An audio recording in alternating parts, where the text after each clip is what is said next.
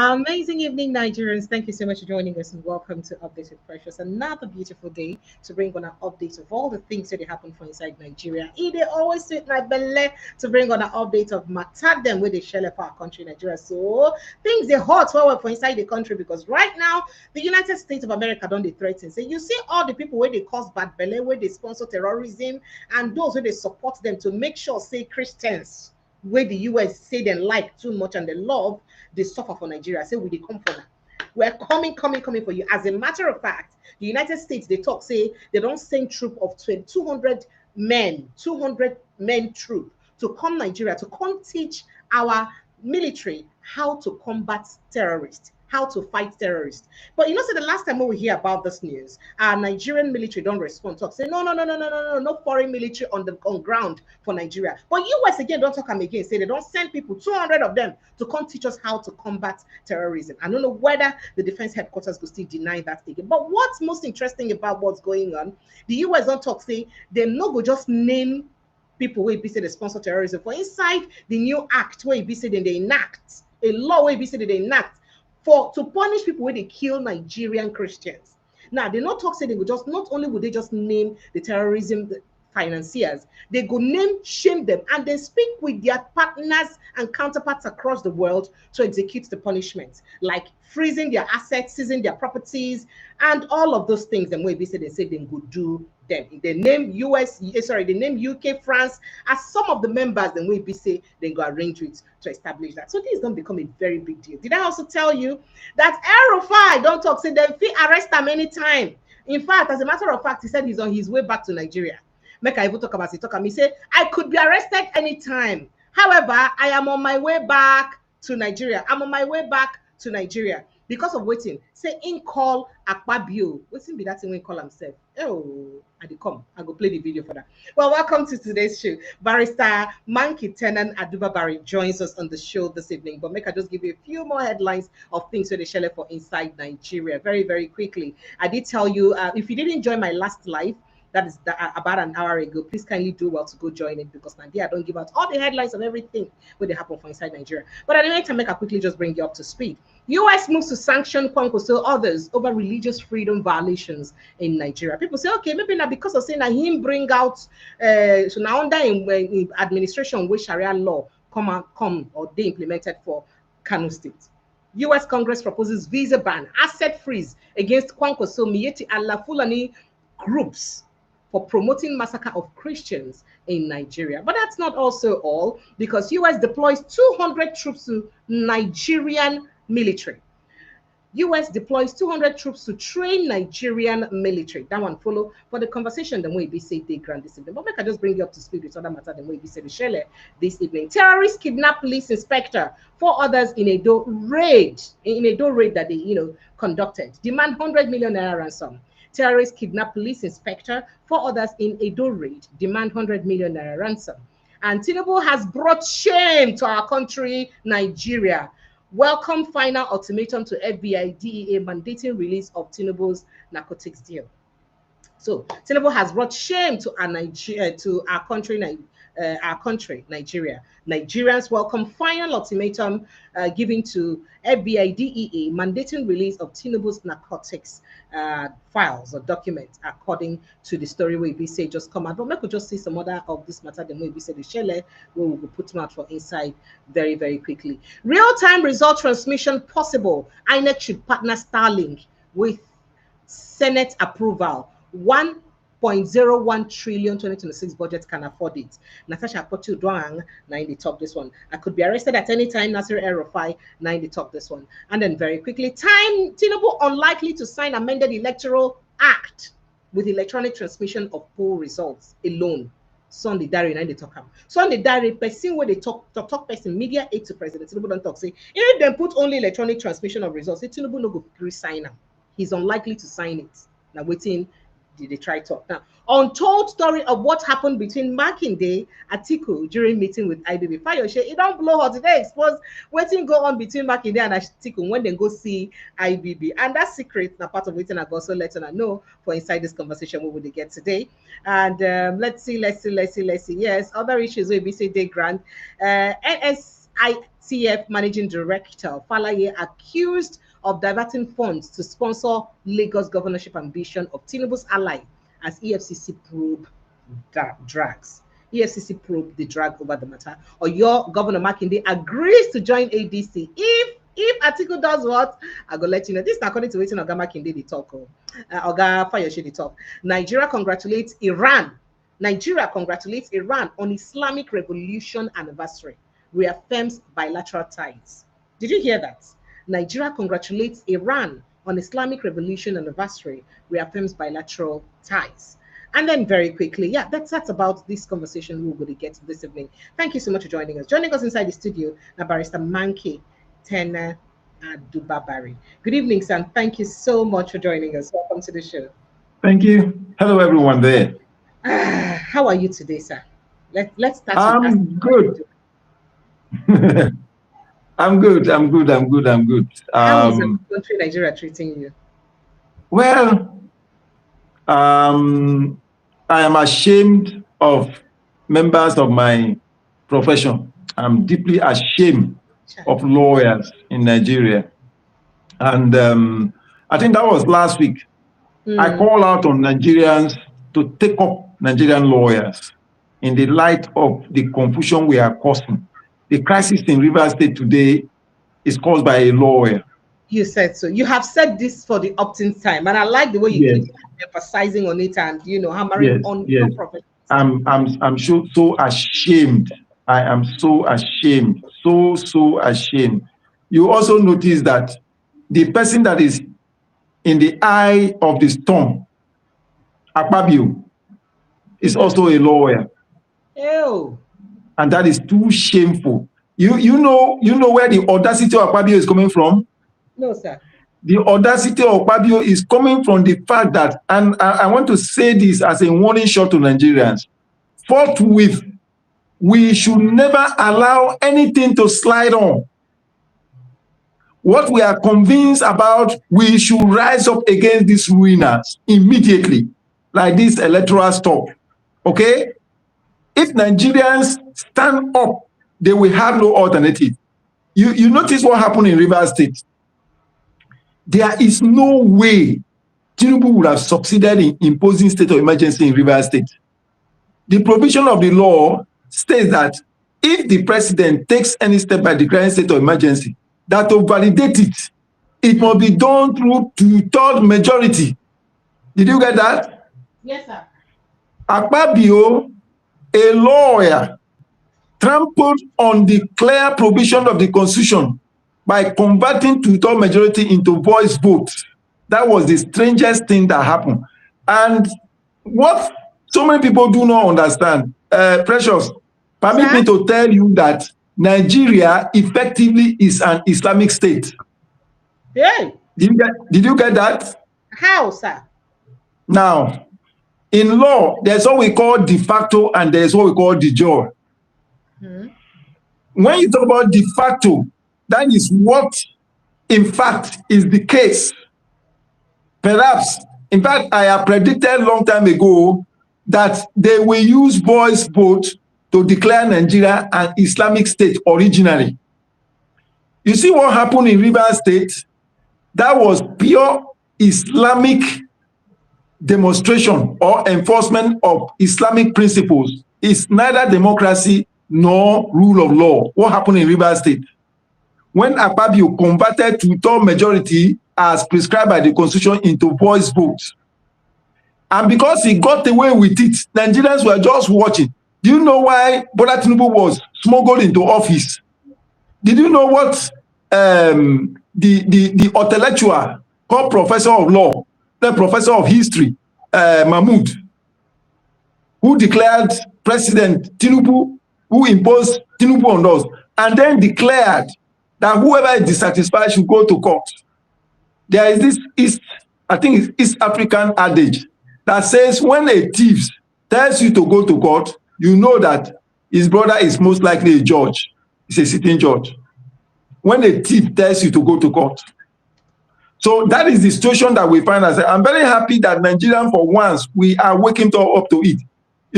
Peter Obi, there was a disagreement between Peter Obi and his deputy. Now, his deputy was not very comfortable with the way Peter Obi was going. I think he opened up recently. And the mistake Peter Obi made was that Peter Obi was still in the thought that the Nigerian legal system is as it was when he was impeached. The judiciary has been captured as we are talking now. And they are merely using the institutions of the judiciary to enforce Sharia principles. Because, take note of this, Islamic fundamentalism and democracy does not exist in any part of the world, and Nigeria cannot be an exception. It does not exist. And that's why you are seeing the Americans talking tough the way they are talking.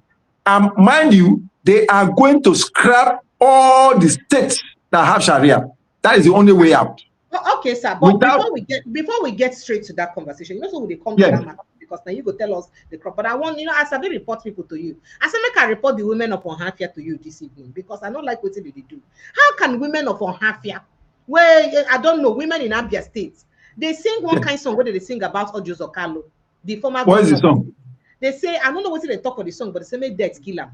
Say no do anything for them, you know, give them consistency project. I don't know what you do them. Make I play the song for you. All that women know.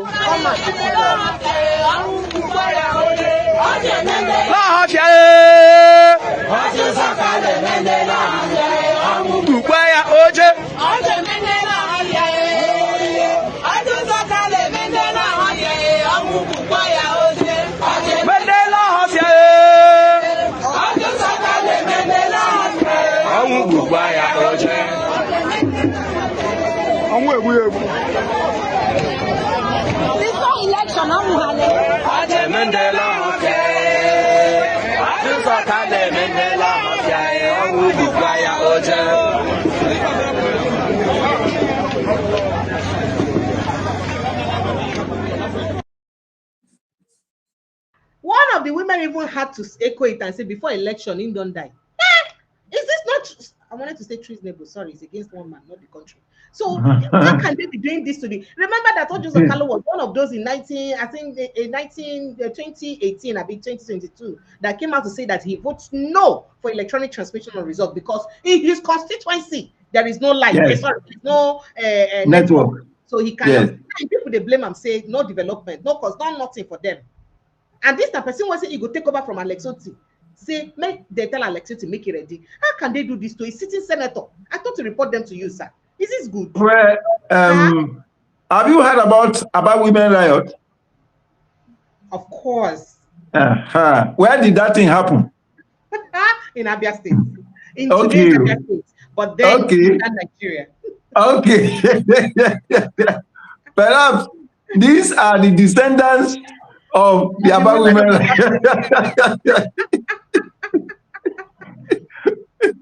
These are their descendants, and they are reenacting what their great-grandparents did to the new generation ruiners. So, you know, the first thing that Uzo Kanu came out to do was to declare that the roads being built by Oti, that he's merely repenting the road that he created. That one angered the people sufficiently. That one has not finished. He now came up with this one. In fact, this last one that he said, you notice that the people have not forgiven him about what he said about Mazi Nnamdi Kanu. Talking about his mother, that his activity spoiled the mother's business, that about 3,000 people were killed and all whatnot, which showed clearly that he was part of Igbos who participated and supported that the young man should be killed. You know, one thing I keep telling people is that no matter how strong you are, no matter how intelligent you are, when you speak to the media, you expose yourself. Now, how you expose yourself is that when you talk, your both verbal and non-verbal communication skills are up for examination. So they can see your body language and place an interpretation on it. That is one thing that most of these people don't understand. So when you speak, your intent becomes manifest. And that's actually what has played out. The true intention of Uzo Kalu has come out. You know, Kalu, the deputy speaker of the House of Reps, that one has suddenly gone comatose. When he see the fight. Number 6 man no go agree go comatose, sir. Yeah, he has gone under because the firework is too high for him. So he's allowing Uzo Kalu to take the brunt now. So he has gone underground. Have you heard him speaking recently? No. He has gone underground. And I think, you know, they were threatening that they were going to sue Oti.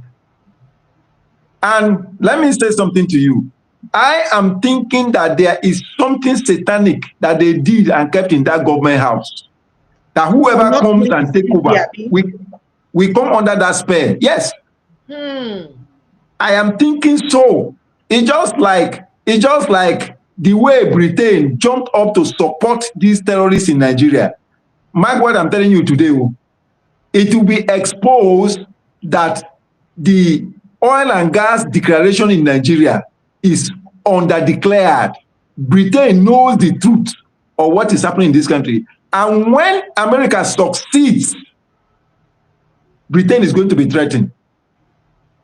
Do you notice that America was so smart? I'll explain that deeper when we go there. Was so smart to move ahead of Turkey. If not, by what Tinubu did, Turkey would have moved into Nigeria.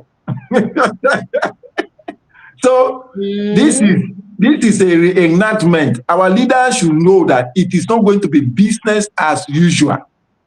That is a warning sign that I can say to anybody. It's not going to be business as usual. And if you check these women, they are not children. They are not people in their 20s. They are not people in their 30s. They are not people in their 40s. These are adults. And so if these people think that it is business as they used to do in the past, no, they are mistaken.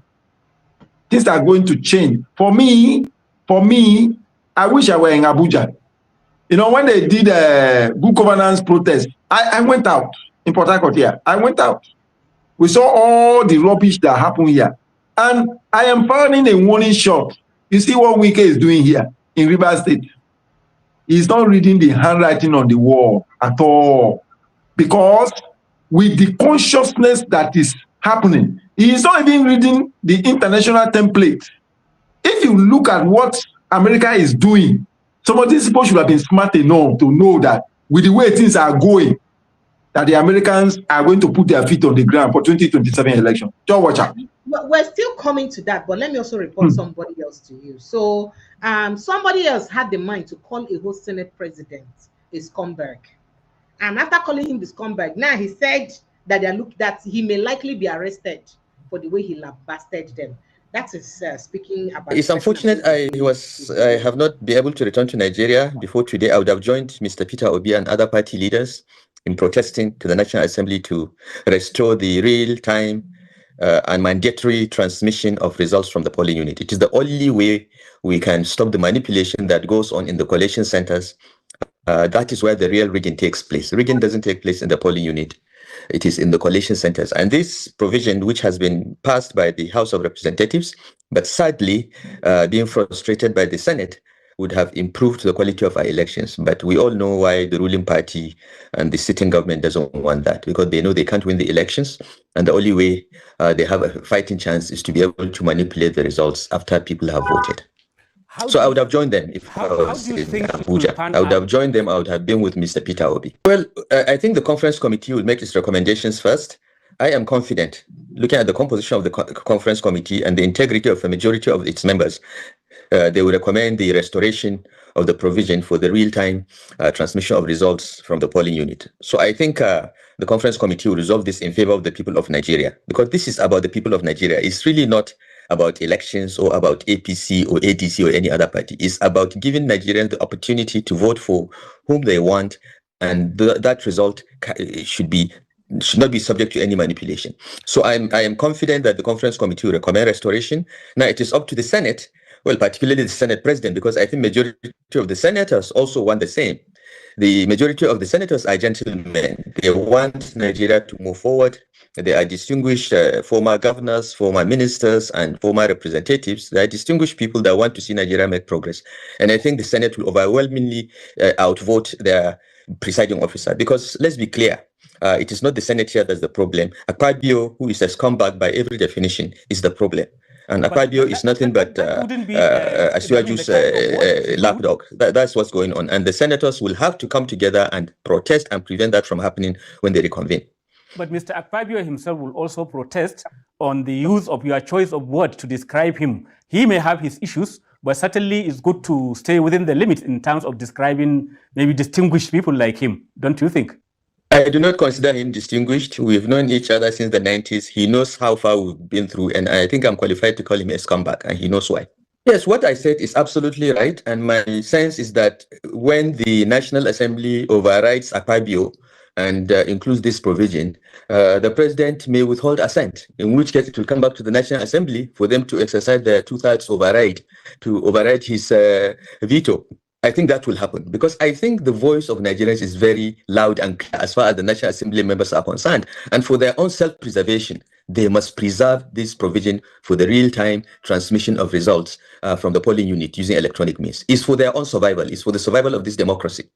Because we're in election season, and 2 years ago, they can change the national anthem in 5 minutes. Last year, they can play games with the tax reform bills.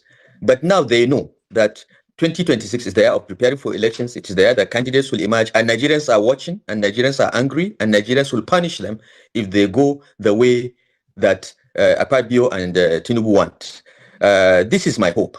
I am optimistic. I have confidence in the self-preservation instincts of the members of the National Assembly to do right for once in this last 3 or 4 years. This National Assembly will go down in history as one of the least performing unless they get this electoral bill done properly. And it affects them. It affects them fundamentally, and they know it. They don't want to be left to the mercy of governors and the president to decide who returns to the National Assembly or not. If you know that you're grounded, you have the support of your people, you will want to support this bill because you will win your elections at polling unit. You don't want the president or Akpabio or anybody changing it at the ward collation or local government collation center. So it's a matter of self-preservation, Manir. All right, so Barrister Mankisa, you don't hear what's cause problem. And right now, I like the way they laugh. It goes in at two brothers fighting. Sorry. So Aerofy don't talk, so they feel arrest them at any time. They are, in fact, Premium Times is confirming that the imminent return to Nigeria of former Kaduna State Governor Nasir El-Rufai, he's going to return, contrary to speculation that he is in self-exile. Now, El-Rufai is expected to arrive in Abuja within the next 48 hours, and he has also notified the EFCC that he will appear at their office by 10 a.m. on Monday, 16 February. Sources close to him and his told the Premium Times. Now, the former Kaduna governor confirmed his imminent return in a brief interview with Premium Times. Now, El-Rufai traveled abroad on the 30th of November last year after attending social events in Lagos the previous day. During his absence, the FCC delivered a letter of invitation to his residence in December 2025, fueling speculation that he could be arrested upon his return to Nigeria. And he's also stated it. He did state it. He said that I may be arrested anytime upon my return to Nigeria. Some people don't they talk, say, what's in they go on here? But let me quickly take your thoughts on it before we go into the US matter, sir. Okay. Well, to me, for whatever reason, I am a believer in idea. There is something that is so clear about what El-Rufai is saying. Whether he means it or not, I can tell you that, there was a prophecy that former President Goodluck Jonathan made about our legislators. And it appears these people are not reading the handwriting on.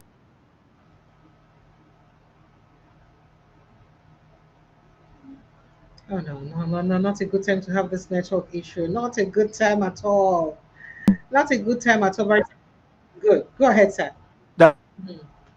Extremely careful with the youth of Nigeria.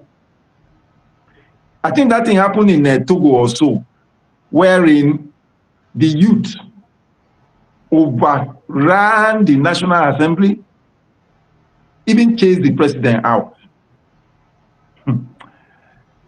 Nigerians are angry. Oh. I can tell you that one for free. Nigerians are angry. You see this electoral reform of 18, like everybody really pointed out. This is a government that changed national anthem in matter of, I would say, minutes. See how they were pursuing the tax reform. Then suddenly, like the story that we are going to go into. Do you not know that that Nigeria has already failed for America to be proposing law against terrorists in Nigeria? It tells you that the government in position or in place is supporting terrorists. That's why I was telling you that Nigeria is effectively a terrorist state. Now you have Gumi as the Ambassador General of Nigeria that can commandeer the president, and president will go to Turkey to go and sign cooperation. And Turkey can say, even about the Kwara massacre, that they will help Nigeria. Come on, we are joking here. So to me, for whatever reason that El-Rufai, I think he has given, what do you call it? Rabiu, the Senate president. In fact, I am thoroughly ashamed of him, particularly being a lawyer. Himself and Wike of Rivers State, these two individuals, they have committed infraction against Nigeria and against the constitution that they will never be forgiven. These two individuals who are lawyers. He is Senate president. Wike is live bencher. If you know what live bencher is all about, a live bencher is supposed to be a person of the highest legal distinction. And of course, you know what being a Senate president is. The capacity, the top person in the rank. Now, look at what he is doing. The same thing, he was also implicated in the racketeering about the tax reform law versions. The same thing about this very electoral reform bill. What manner of human being is this? A lawyer?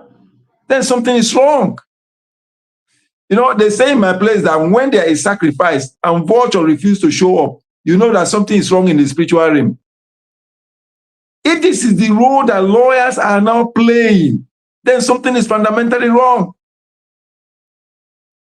So you ask yourself, where are we going?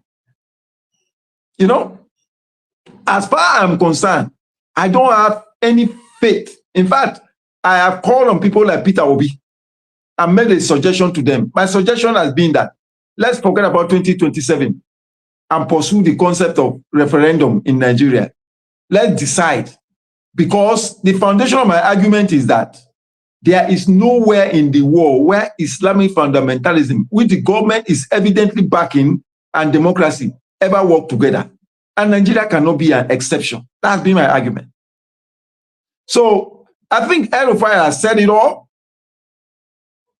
Let Senate President come out to challenge him as per the description that they gave him.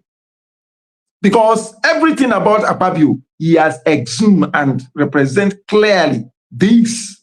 And there's no two ways about it.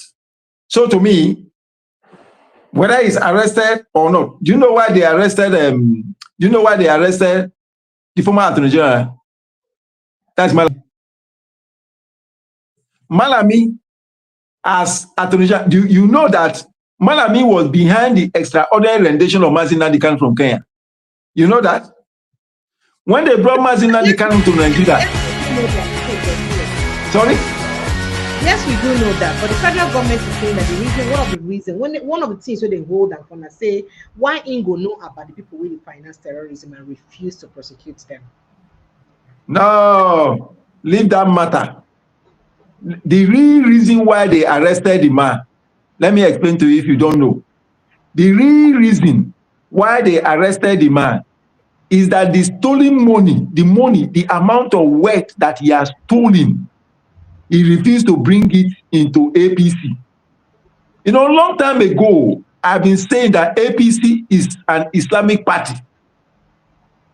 Unfortunately, even the church was blindfolded. You think about it, a professor of law in the person of Osibanjo was manipulatively used for 8 years,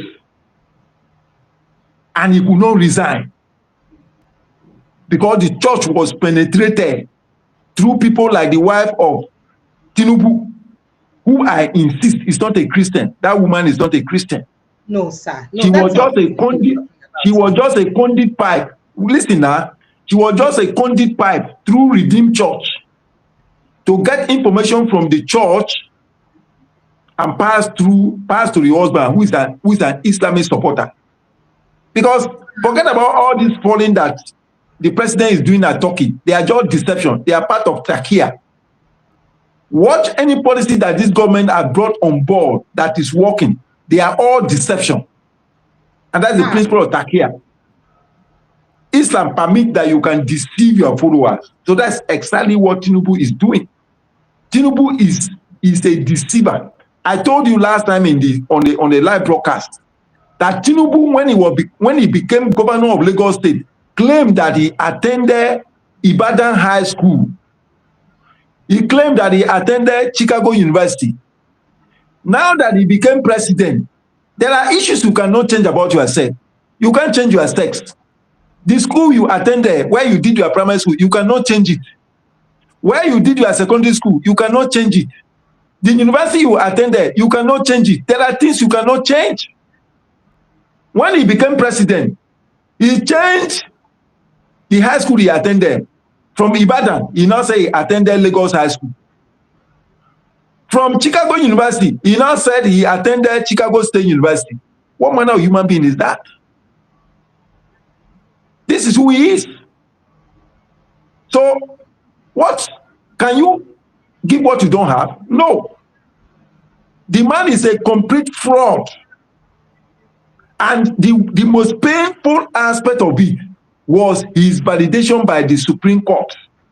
That tells you the extent to which the Supreme Court is corrupt. The judiciary have been captured.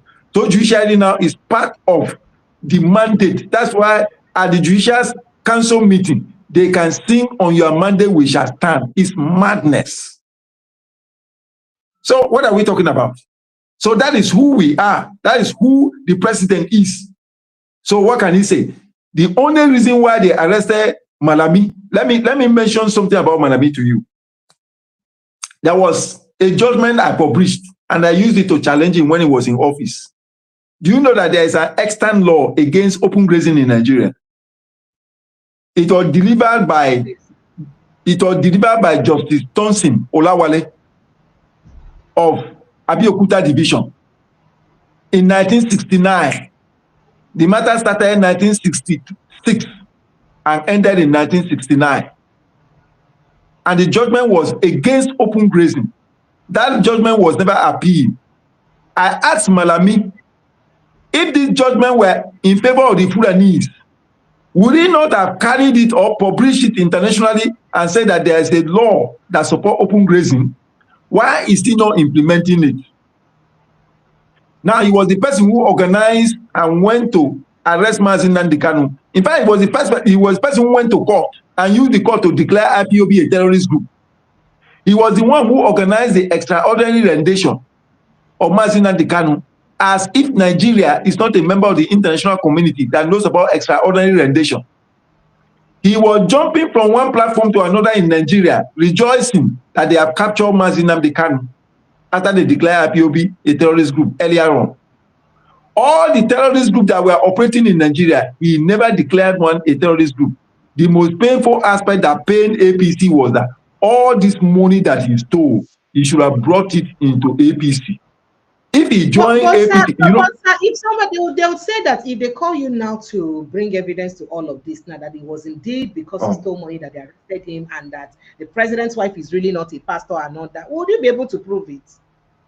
Oh my God, you don't. Are you not listening? You are an international personality. Are you not following what happened in America? How the wife was disgraced when she now, do you know that she was not invited to that breakfast? Do you know that? She wasn't. Oshomole went to the villa to say that the recognition of the wife is a diplomatic plus to Nigeria. What madness can be that? What madness can be that? The US president recognized her. And even she said that listen. Don't appreciate their people in Nigeria, their leaders. Listen. Yeah. If Tinubu's wife was invited officially, it would have formed the front burner that the first lady of Nigeria invited by United States of America for breakfast meeting. She was never invited. She went on her own. It was part of the lobbying. Are you saying that the same way that we're advertising that the prince and the royal family is inviting the president and his wife right now, that same way would have also advertised this? You see that one? That's how they would advertise it. But that one that they are doing in UK, that terrorists are attacking and killing Nigerians and they are going to UK. UK is afraid of what Americans are doing, because what America is doing now is going to expose the scandal that the British government had with the Fulanese.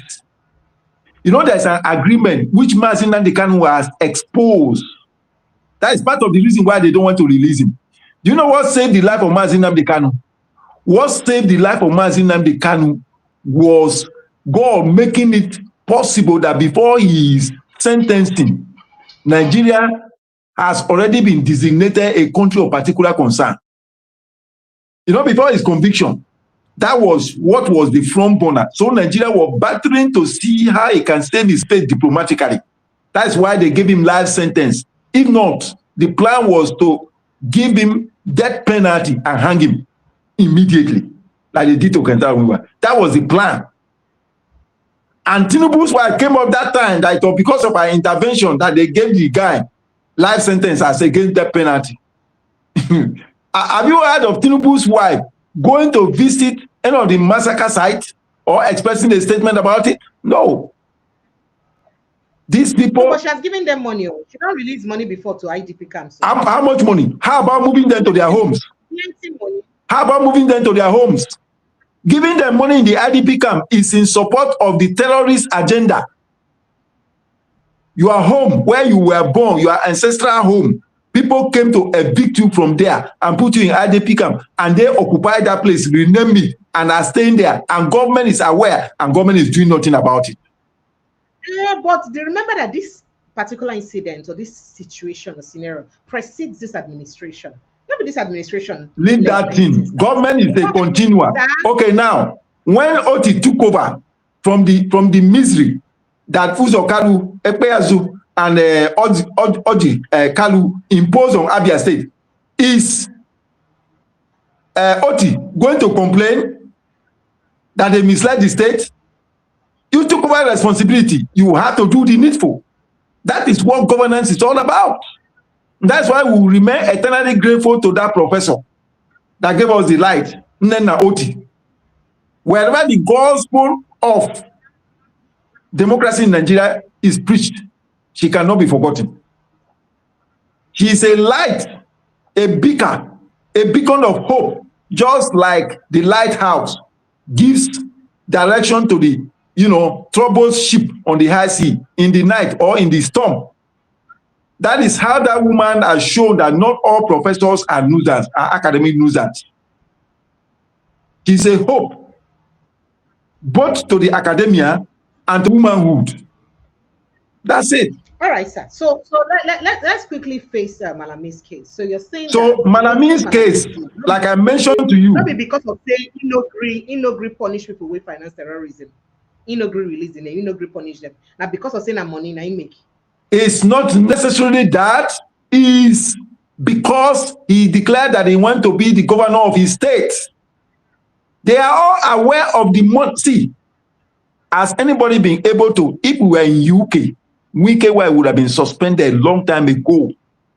Are you listening to me? She would have been Why? What did she would have been suspended when Wike, out of his over talking, when he's under the 40-year-old influence, mentioned that the house belonged to the wife and the children, automatically she would have been suspended. Have you heard about Jeffrey Archer? I mentioned it here to you. It was mere lying under oath. He served 4-year jail term. Mere lying under oath, which you call perjury. So law does not respect anybody. Wike is still moving about upon all the damning revelations by Sahara reporters, Showore, against him. Nobody. Because he is playing the card of the president. I said in my broadcast today that Wike is merely thriving on criminality. They should ask the storm who studied in England. If Wike were to be in England, he would have been in prison that Ike Ekwuremadu. Do you know that Ike Ekwuremadu, if he were in Nigeria, he would not be in prison? He will not. Is that why the UK government refused to release him? UK, I told you here that Modern Slavery Act, Ekwuremadu is the first person to be convicted under that law. And what happened to James Ibori is still a lesson to the UK.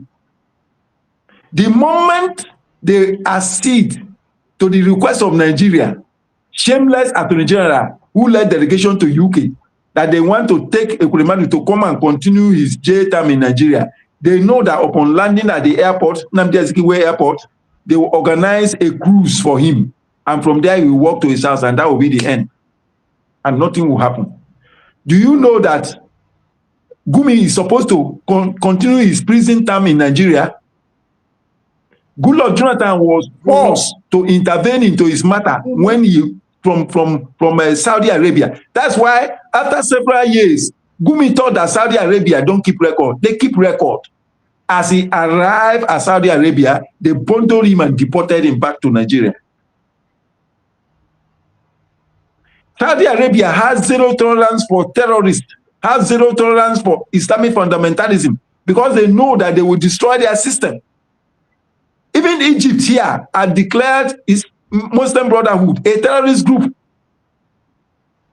Go to Qatar, they have zero tolerance. Most of these thriving Islamic countries that are adopting these liberal policies, they have zero tolerance for extremism. You heard of the Italian deportation of that Pakistani man. There are a lot of funny things that are happening. So this is it. Do you know that there was a catch of catch of arms that were in his official residence? These are all sponsors. These are all part of waiting. Part of they say unlawful possession of firearms. Different grades. Different grades. Now part of waiting. Where in his personal. See, let me tell you, there is a grand plan to Islamize Nigeria. Unfortunately, see, let me share something that will surprise you. I know that your mind never migrated and never captured why Mazi Nnamdi Kanu was sent to Sokoto prison and no other place. You took it as a normal thing. The thing about these people is that they are strategic thinkers. It was when America bombed Sokoto, which is the headquarters of these Islamists. I never knew, because they were tracking them from the sky, monitoring all the movement of these terrorists, how they come in, how they go to launch attack, and where they return back to. So when they moved Mazi Nnamdi Kanu to Sokoto prison, when they got there and they asked the prison officials why they brought him there, they said that was the order of the court. Do you understand it? So they asked, what's his name? They asked Omotosho, is a judge is not supposed to assign somebody to a particular prison. He assigned him to Sokoto prison and ordered that he should be disconnected from any means of communication electronically. And that is a sign of Islamic conquer. Just like when they wanted to kill Samson, they brought him, after shaving him, they brought him and kept him before their gods. Do you understand it?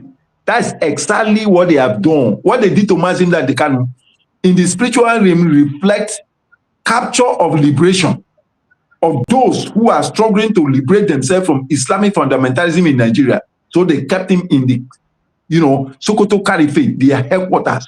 When they bombed the terrorists, hideouts there, did you hear the Sultan of Sokoto say anything? He could not open his mouth. So that is their headquarters. When they move their cattle is a symbol of conquer. When they bring their cattle and infest your farms, when you move, you perceive that smell of cattle. That is a sign of conquer of the people. That's why if you touch their cattle, they are ready to dagger you. They don't give a damn. It is now that some of us are coming to terms and are asking ourselves, oh, is that why they transfer him to Sokoto and no other place? There's a grand plan to Islamize Nigeria. I am still surprised that some people are still contemplating. It is now so obvious to everybody, even those who were doubting Mazi Nnamdi Kanu, they have now realized that the guy has a strategic thinking that his mates don't have a match. And that's why they refuse to release him. Because before they will take one step, he is far ahead of them. He will predict them with mathematical exactitude. And that's it.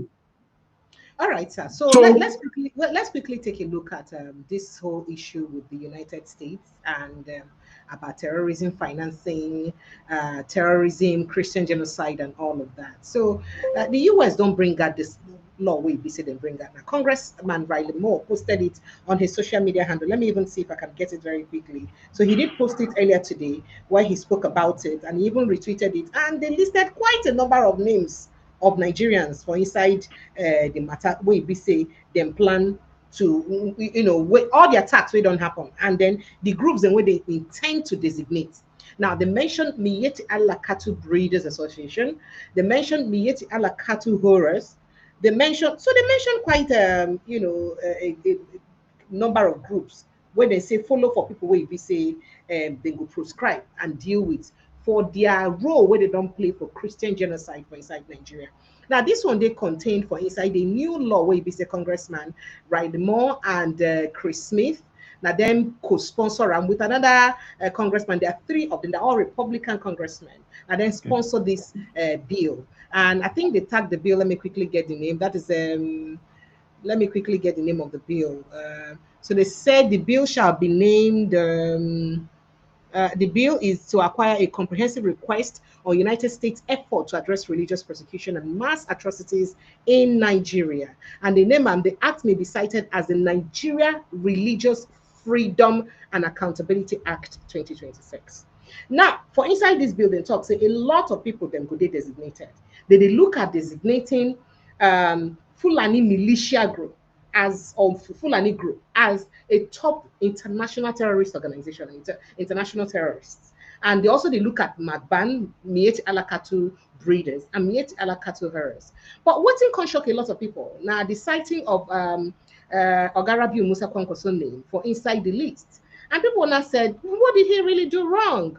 While others they talk, say Kwankwaso name dey there because of say now under in watch 9 Kano states become Sharia, use in start Sharia law for inside Kano State. Even though Kano State will be the first state where we say Sharia law start in Nigeria, we all know the role where we say Yerima and the rest of them play, check out them play to try to get exactly. So, but then people now said that perhaps it's because Kano State, perhaps because it's the most popular northern state or most populated northern state, and now under a watch, now it be said and designated. And remember, Kwankwaso among all northern leaders, it was perhaps only Kwankwaso that spoke when they designate Nigeria.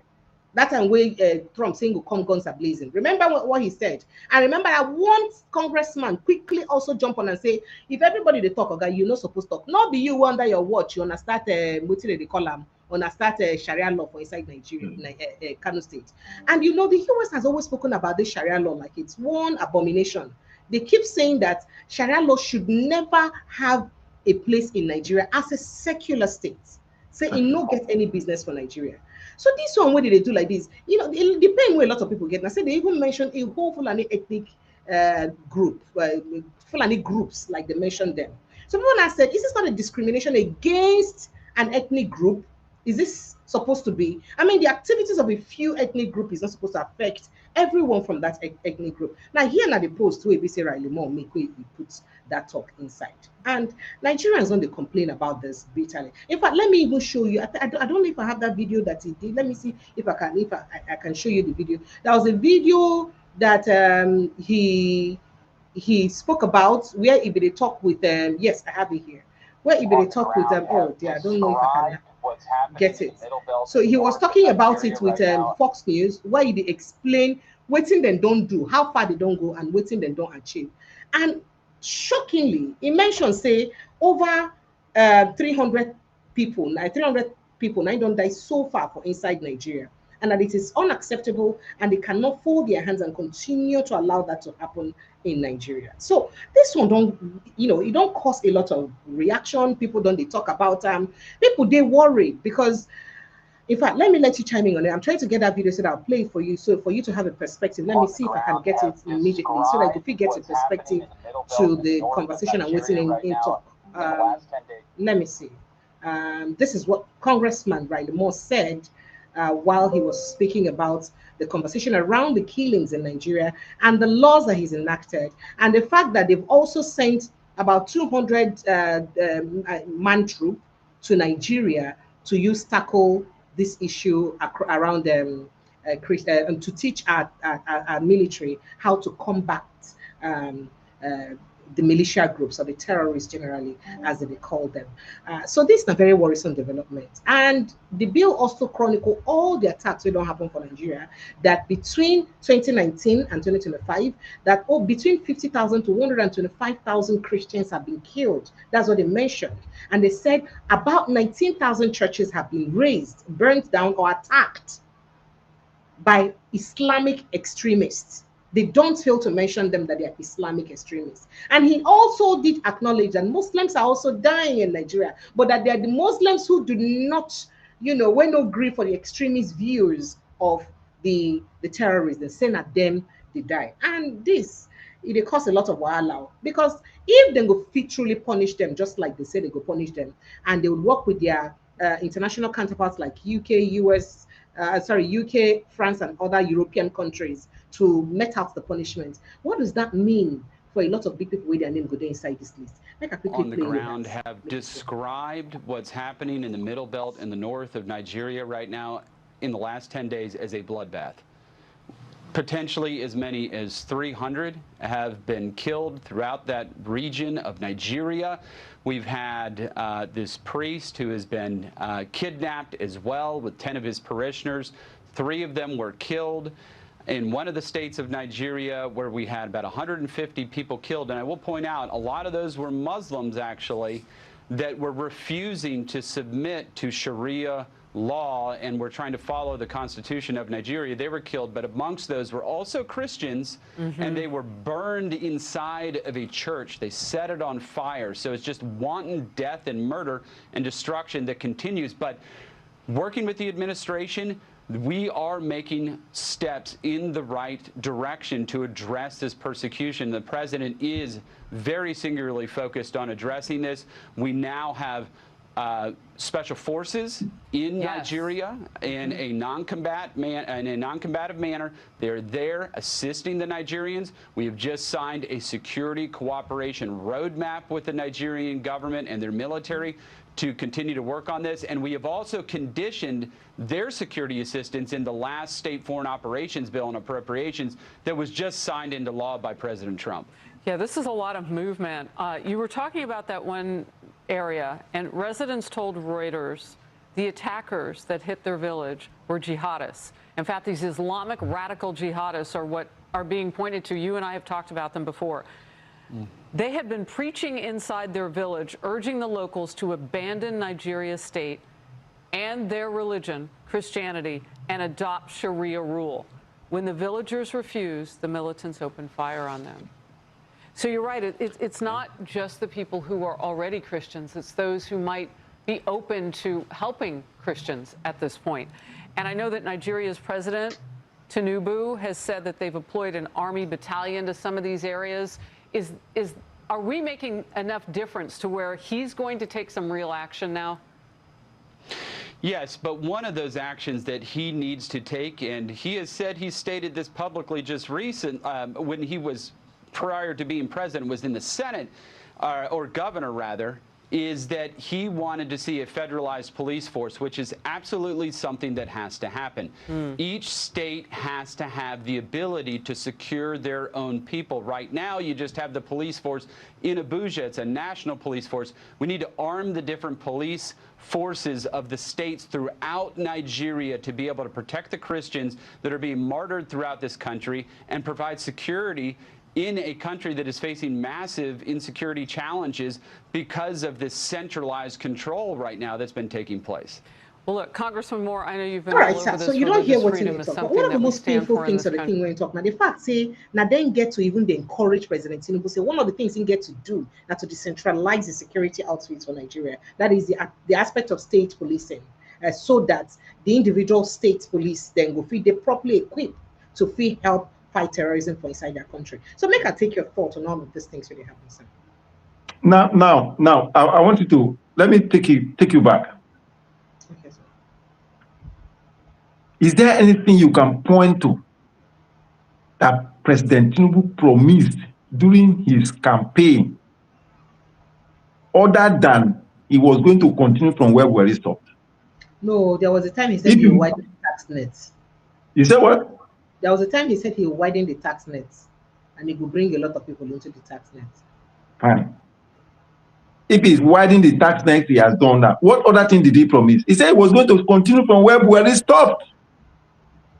And what was Buhari doing? Buhari is not like you should not vote for him for second term. Fine. So is he keeping to it? What he's doing to consolidate to create a one-party state? Where does people like Wike belong to? Which party does he belong to? That they are talking about rainbow coalition in Rivers State. It's crazy. And I begin to wonder when I look at some of these people who are following this man and whatever he's talking about. This is somebody who never made any promise to me. He said he was going to continue from where Buhari stopped. Nothing more than that. Okay. Do you know that yesterday, police are in Abuja doing what they call show of force? That Aisha Buhari had to tell them that terrorists are killing Nigerians.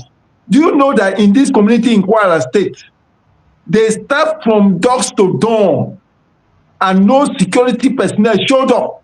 They say from 5:30 p.m. till call to prayer the next day around 5:30. What are you talking? Not a single this thing came up. And then you know that the governor was coming up to say that is the will of Allah.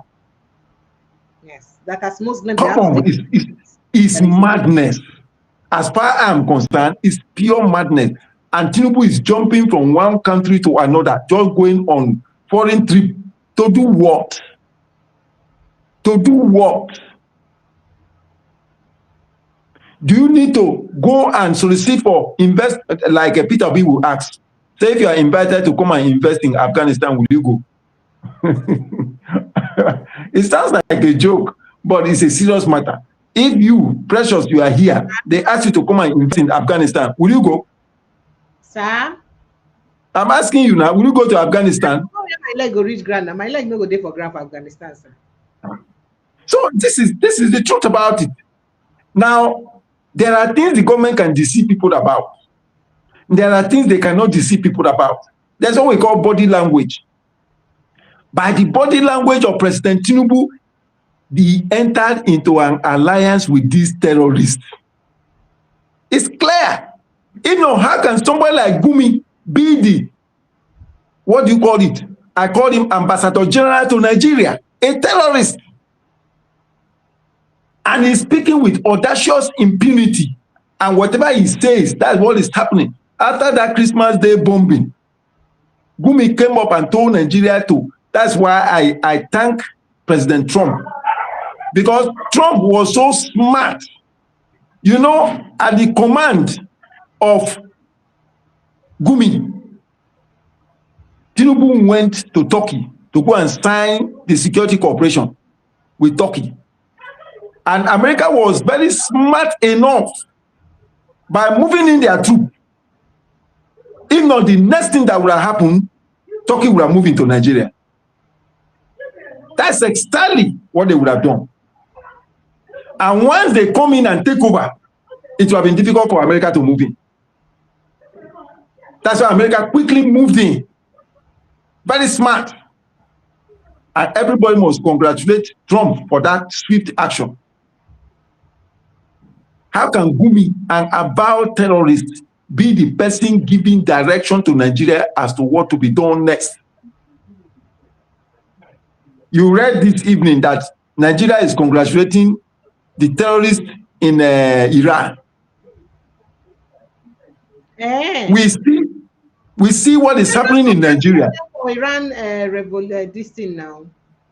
Make I even read them amazing. So the federal government has congratulated the Islamic Republic of Iran on the anniversary of its Islamic revolution, describing the event as a historic milestone in Iran's modern history. Sir? And then So what do you want out of that? What do you want out of that? Even the president of Turkey called Nigeria an Islamic nation in his statement, in his address. And there's nothing you can do about it. If not, where in this world will people like Gumi be walking about? Are you not aware that the governor of Bauchi State announced on national television that they have invited Fulanis from all over Africa to come to Nigeria, that Allah gave them Nigeria as their international headquarters? Are you not aware? Has anybody arrested him? I know of what Kawo Baraje had said initially, that the bandits are... Not that one. I'm talking about Bala Mohammed. He said, I can drop the link to you. He said, okay, are you not aware when T.Y. Danjuma said that the security agents collude with these terrorists? That if you are waiting, looking up to them for salvation or for security, he said, we will all die one by one. It is on record. These are insiders, those who know about what is going on. The only way out is, look, they have already captured us.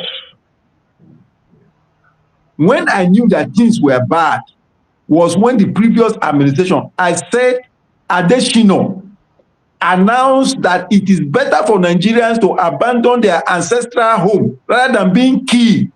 The worst aspect of it is this, that these Fulani are not Nigerians, they are foreigners. That is the worst aspect of it. These are not Nigerians. They are foreigners from the Sahel. And people like Bala Mohammed will tell you that Allah has given them Nigeria as their permanent home without apology. What do you want again? Like Charlie Boy will ask, our Mumu never do. With all that has happened presently, do we need rocket science? Are we not satisfied? What's going on here? This is where we are. And we must rise up to the reality on the ground. So it is clear. And let me say further to you.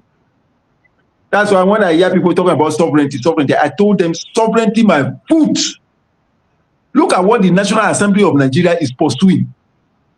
It is a foreign government that is making law that touch the lives of your own indigene.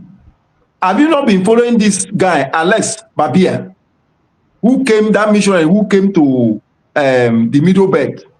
He was on this show. He was on this show. Fine. And a lot. In fact, this show was the first show he got any form of media round. So that's it. Started his media round. That's it. You can feel it.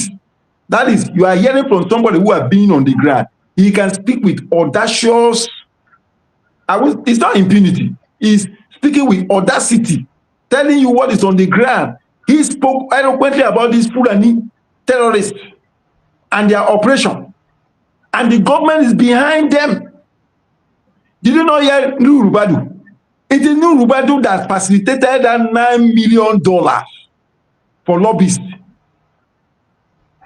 You see, one thing I love about these guys, these terrorist sponsors, they are not afraid. They tell you who they are.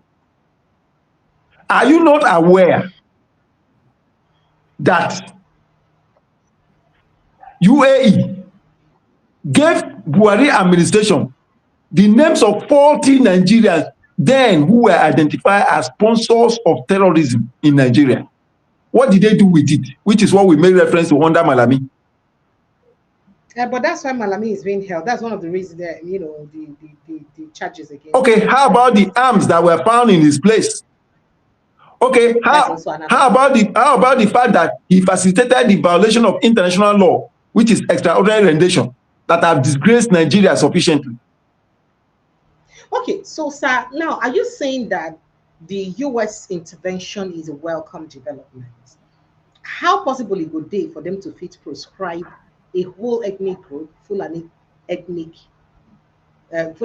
groups or Fulani groups? Let those Miyetti Allah, understanding that Miyetti Allah represents like not the way of life, not people, not ethnic group they represent, both the cattle breeders and cattle owners. I remember saying one of them, na Sultan, you know, be like saying be their I think cattle breeders, na be their patron, so something like that. So how possible is it to prescribe an organization that has the Islamic head, the religious head in Nigeria as their patron? Is it not worrisome? You see, that's why I thought we should talk about it. Worrisome? And then other point, sir. Worrisome in what sense? And then another point, so if people go make and say, what's in the UN start to gain for all of this? They can't be doing this for free. They're not for the Christmas. Are you sure that US is not using style to want to make sure, say, they get a grant for Nigeria so that they go fit approach the Sahel, the 3 Sahel states, Niger, Burkina Faso, and Mali? Is it that Nigeria own the Nigerian government own ineptitude, then go come cost Niger, Burkina Faso, and Mali their agitation will be said then get there? Because once they get their men on ground for Nigeria, it's easy to access those countries. So this is the part of worries that BC people get. The US, they just do this thing for nothing. Is it that they love Nigerian Christians so much, and yet they're deporting a lot of them out of their country? Well, see, let me say something here. For me, for whatever reason, oh my God, for whatever reason, of course, you know that they are seeking for drone refueling station in Nigeria. America must establish a military base in Nigeria. Just watch out. They are going to establish a military base in Nigeria. Already, they don't ask for where they go feed it, they refuel their drone. That's it. Say they need a place to the refuel drone. In the north. They're looking at any in the north. Part of they are suggesting the north. And the way that Nigeria has lowered itself, it has no alternative. It's like a young lady whose bride price has not been paid, but moved to live with a young man. She can suffer unexplainable abuse. Do you understand it? That is the kind of thing that Nigeria has put itself under now.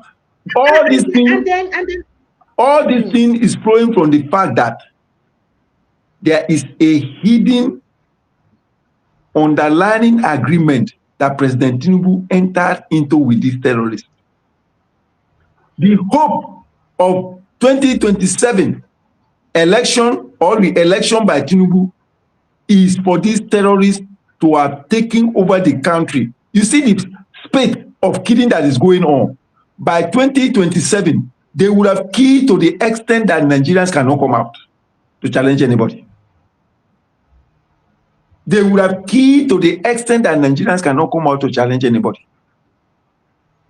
That's why I have said that the way out is to combat this insecurity.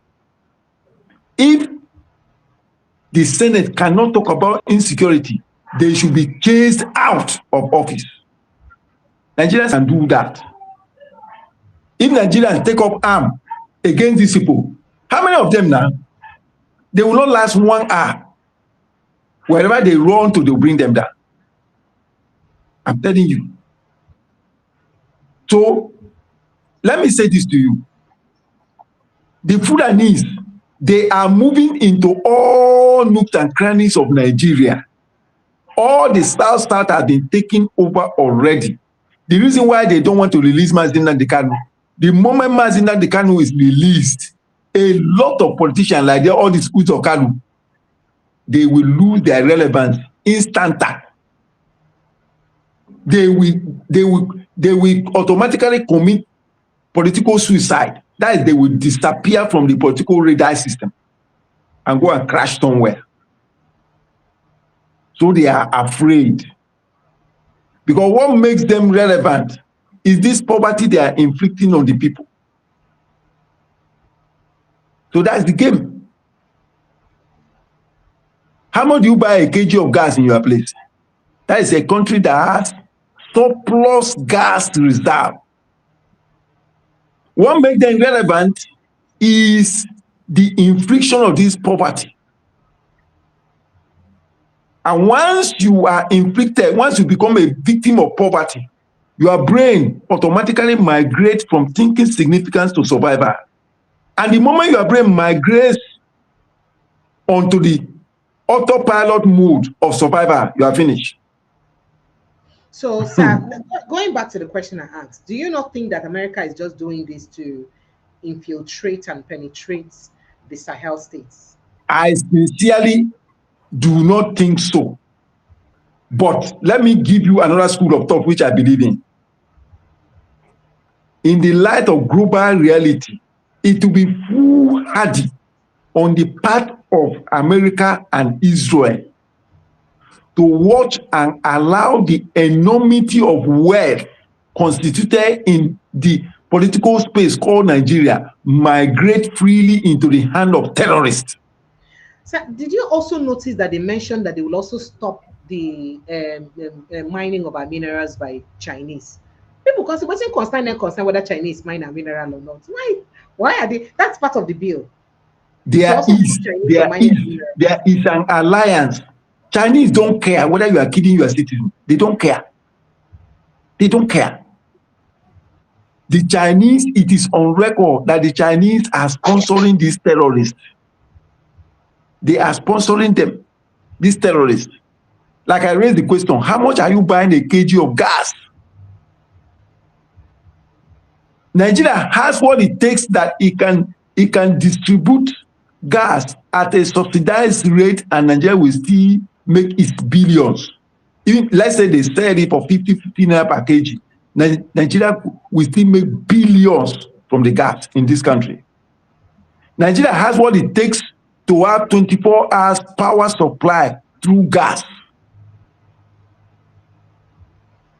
So your argument that you are making, of course, if I come to sweep your house, you can give me free food. In diplomacy, don't lose sight of it. If somebody saves you, you can see somebody, a company can play a commercial diplomacy by giving tires. They can bankroll a kind of mechanical mobile workshop that will fix people's vehicle that has problem along the highway. It's a matter of time. Almost all the drivers that have been their beneficiary, they will switch their loyalty in terms of patronage to that company if they have high quality tire. It's not magic. There is this adage that is said at the local level that fowl says it will lay egg in dry season in the house of who accommodated it during the wet season. There are things that are not forgotten. As I'm talking to you, I'm a lawyer. My life is not secured. I said in Port Harcourt here, following the sale of Rivers State to the Islamic terrorists by Wike, to enable them have hinder access to the Commonwealth of Rivers people. Some idiots, religious idiots in Port Harcourt here, shouted Allahu Akbar against an innocent market woman in Woji here if you are familiar with Port Harcourt, Woji, nobody arrested them till today. When that impostor called military administrator was here, that sole administrator was here. Nobody could arrest them. Is that bad? Come to Port Harcourt here, go to places like Eche, Abara, and the rest. These Fulani have brought their cattle and taking over people's farm. You can't challenge them. If you do, they will kill you. You can't report at any police station because they have put their people in state CID in Port Harcourt. They are building a mosque inside that state CID, just like you have in EFCC. Because it is their people they put in this strategic position. That was what Buhari planned.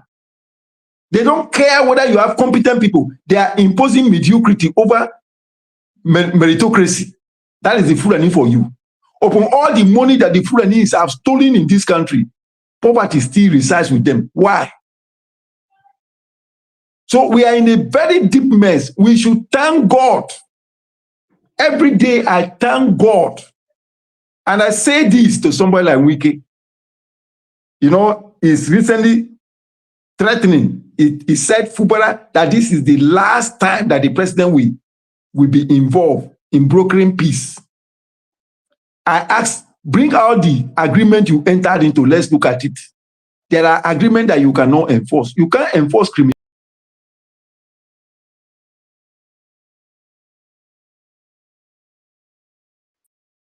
Oh my, embarrassing monkey. Can you hear me, sir? Sincere apologies. Network has also booted him out again. All right, Nigerians, I'll be opening the phone line shortly. Unless we rise up. Sir, can you hear me now? Go ahead, sir. Can you hear me, sir? Can you hear me, sir? What with our two joke? We will eyes open. Like I told you, Nigeria is already Islamized. What you are seeing is breaking up those foundations. They have taken over all the strategic positions in terms of office. So while they are taking our land, taking our ancestral land, the politicians are interested in taking the peanuts of the revenue that is generated. Why the people will Islamize Nigerians? Check out what happened in Kwara. They told them that they are coming to preach.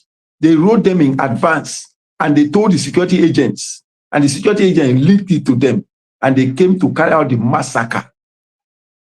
Majority of, I can imagine how painful it is. People were in church. They locked the church and set it on fire. Just imagine. While you were growing up as a child, I don't know the church you attend, but they teach you in church to forgive your enemy. They teach you in church, don't kill, don't steal, don't covet. These people, on the other hand, are taught that Christians are enemy, that you should eliminate them. That once you eliminate them, there is a reward for you in heaven. Two different ideologies at extreme far end. While they look at you, you are walking about as somebody that should be killed. So they are taking over all the institutions. So gradually you will see people migrating and turning around to become economic Muslims. So that you can have position. That's what is going on.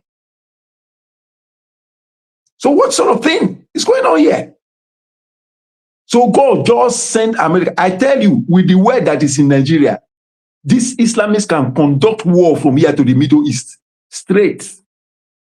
They will wipe out all Christians in Nigeria. It's unfortunate that the church leaders in Nigeria are blinded by tithe and offering. Several years ago, God, who knew what was going to happen in Nigeria, sent one pastor, Dusomu Emmanuel, of RCCG. Of course, you know that racism is in that church. And God did not send any other person but that young man to come to Nigeria and warn the church against mercantile Christianity and to tell them to prepare that there is a sinister move by the Muslim to Islamize Nigeria. They dismissed it. Exactly what Dosumu said is what is happening now. Now they can't open their mouth again. How about Adeboye, who said that Tinubu is his in-law, that said that Tinubu should beg Trump for 100 days, that he should delay his action, and that he should use the 100 days, 90 days out of the 100 days to wipe out terrorists and all their sponsors.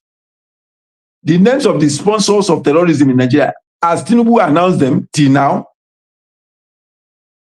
Adeboye, who carried out placard at Ojota against Jonathan, is no longer talking. I want the church in Nigeria. God is not happy with the church in Nigeria. Recently, I wrote from my calligraphic dashboard that my eyes have seen religious witchcraft in Nigeria, exploiting people's mentally. Any man of God that his knowledge of God does not cross ethnic boundary, I don't have any respect for such a person. And that's what's happening in Nigeria. That's what's happening in Nigeria. What nonsense is going on here? What the hell? So to me, God just sent America to deliver us. Look, you heard what that the Americans said to Tinubu's wife, that they will not permit him to come here and advance the cause of denial. You know, they've been keeping the record over time. Nigerians are just behaving like ostrich. They don't know that America has all the records of all the killings, where and when. That's why they can send somebody like Rubadu to go to America and tell them that there is no Christian genocide in Nigeria. Then when they fail in that, they now turn around to say that it is only Christians, that Muslims are also being killed. But they are not taking any step against these terrorists. No step whatsoever. For America to be proposing such law while Akpabio is dancing in this madness dance that he's dancing over electoral distance, that tells you that we don't have a country. Indeed, there was a country. All right, sir. So would you like to, you still didn't answer my question. If America's liberation of Nigeria would cause the Sahel brothers their own peace of mind, is it worth it? I will tell you straight. Do you know that the terrorists that are moving into Nigeria, of course, if you are aware, you will notice that where's terrorist country? Burkina Faso. Burkina Faso. You notice that Burkina Faso has zero tolerance for these terrorists. You notice that. Now, the anger of the West against Burkina Faso is that they have to do their mining locally, no longer exportation of stolen mineral resources. If you want to buy, you buy it in the refined form from them. That's part of the economic anger of the West. But I tell you the truth, all these terrorists from the Sahel are migrating into Nigeria, free and there. So America coming to Nigeria, they have enough work to do against the terrorists. Because if they are going to refuel their drone here, they will be able to launch an attack against these terrorists. So I do not believe in that school of thought right now. You know, if you watch a drowning man, all he's after is who will save him. He will not know when he will even grab crocodile, if crocodile floats around his environment. So, I mean, you just sounded exactly like there was a Plateau State lawyer that I interviewed sometime last week. And when I did ask him the same question, what he said is that for everybody from Plateau, Benue states, the states that are being attacked, Taraba states now, they just killed about 70 people recently, according to the news that we heard, in Tiv community in Taraba state. Tiv. So he said that the only thing in the minds of all these people is just a little bit of breather. Because what is the essence of the sovereignty of Nigeria, or saying that US is coming for a propaganda, if their own country, president and leadership has failed to help them? How can they be chased out of their lands, and then the country does have leadership, successive administrations, and are yet to do anything about them going back to their ancestral homes? So for them, it doesn't really matter whether they are here to attack. In fact, let them even conquer Africa. Let people have their peace of mind. That's what we're looking at. So because we cannot be there, you cannot be living like you want. You may just die any day. You don't know who's next in the attacks. But then again, should we stop? Should we also not think towards the geopolitical gains in all of these attacks, or in all of these? Well, if you are looking at geopolitical, my first point of geopolitical observation is that this thing that is happening to these people, right, based on strategic thinking, I told you what happened in Rivers State here. I told you what happened in Rivers State here. Because part of this terrorist ambition is to dip the Quran into the Atlantic Ocean, which is through Rivers State. And what they do is that they find soft vessels, like characters like Wiki, who, according to his boss, former boss, Amechi, he said he can betray the mother for money. When they find such character, how can you vest the entire treasury, the commonwealth of a people in one man? That's what Islamists are prepared to do, to dip the Quran in the Atlantic Ocean. So I've seen myself virtually as a living corpse with what is happening. Because I can be moving on the street of Port Harcourt and this idiot can just abandon his wheelbarrow and shout Allahu Akbar and they will kill me. There's nothing like going to court. There's nothing like court system here. The system has been destroyed. I can tell you that for free. My advice, my legal advice presently is completely different from what it used to be years back, when there was a glimpse of idea of law on the ground. We are not in democracy. There is no rule of law here. We are in a jungle. Sharia is being implemented through the instrument of the judiciary. That's it. And so, for me, I see myself practically as a walking corpse. Because like I said, one idiot can just shout Allahu Akbar and they will kill you. And that's the end of it. There's nothing you can do about it. Absolutely nothing. If when the sole administrator was here, the people that were caught in Irome, they said they were returning from hunting field in Rivers State. These are, if you come to Port Harcourt, ask anybody in Port Harcourt, they will confirm what I'm telling you now. Go to places like Waterlines and major areas of Port Harcourt. The wives of these Fulanese, they are in their droves begging. Their husbands are in the bush doing kidnapping. You see them with young children, these Fulani women, all over Port Harcourt. Nobody can question them because they are the people in charge. Effectively, they are taking over. So this American intervention is a glimmer of hope that the people in a Benway and Middle Belt, their own situation is desperate. But for strategic thinkers like me, my hands are up for the Americans for coming in, for the Israelis to come in. While the Americans and the Israelis are looking at it from a larger perspective, that allowing the enormity of wealth in Nigeria to slide into the hands of terrorists will mean a long-time danger for them. Because from Nigeria, they will conquer West Africa and they will conquer the whole of Africa. That is the truth. And that is the strategy. Because these people, they are strategic thinkers. I gave you a practical example, if you don't understand, about what Rabiu did. When Rabiu did what he did in Rivers State and they shut down the Supreme Court from not being able to say anything in the matter till after 6 months. That's how Islam works. Very silent, like chemical, like they inject you and you are going to die somewhere. That's how they operate. They are strategic. They look ahead, far ahead of you, and they take action. You may not understand where they are going, but ultimately, before you wake up, it is already too late. That's how these people operate. So that's exactly what is going on. So to me, instead of me being Islamized, I am ready to give in to anything that will repair these terrorists. I'm prepared. Because I can't, if you watch these people, the way and manner these people that are killed, in Kuala, they tie their hand at their back before they butcher them with knife. You watch yourself dying. Come on.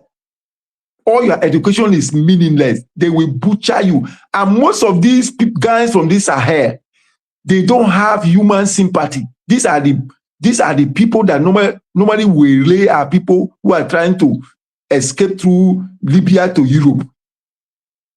All those terrorists, they are the people moving into Nigeria. and somebody like Bala Muhammad can boldly declare that Allah, are you joking? Precious, we are not joking here. They say Allah gave them Nigeria as their home of permanent residence. So their mission is to come in and wipe out the infidels who are occupying their land. Can you take that? That's where we are. I mean, in River State here, I gave you practical example. Check the kilometers from the north, from the Sahel. I'm sorry, sir, but why do you think, even if President Tinubu was, for instance, sincere about fighting this insecurity, why is it hard to chase the people that have occupied people's land away? Why is it hard? We only know because I mean, if the president, I say if President Bola Ahmed Tinubu really did sincere about fighting this thing, why they had to go to those places for Plateau State or Benue State, places where they don't chase the owners of the land away from the community. When another people they occupy those land, why they have to go pursue them? I want to understand what is there. Why is it hard for our security agencies to drive away the people who have occupied other people's land falsely, forcefully? I don't even know as I go use talker. Let me explain to you. Okay, go ahead, sir. There is something you have not understood. Do you understand me? There is something you have not understood. Bola Tinubu knows that he stole the mandate of Nigeria.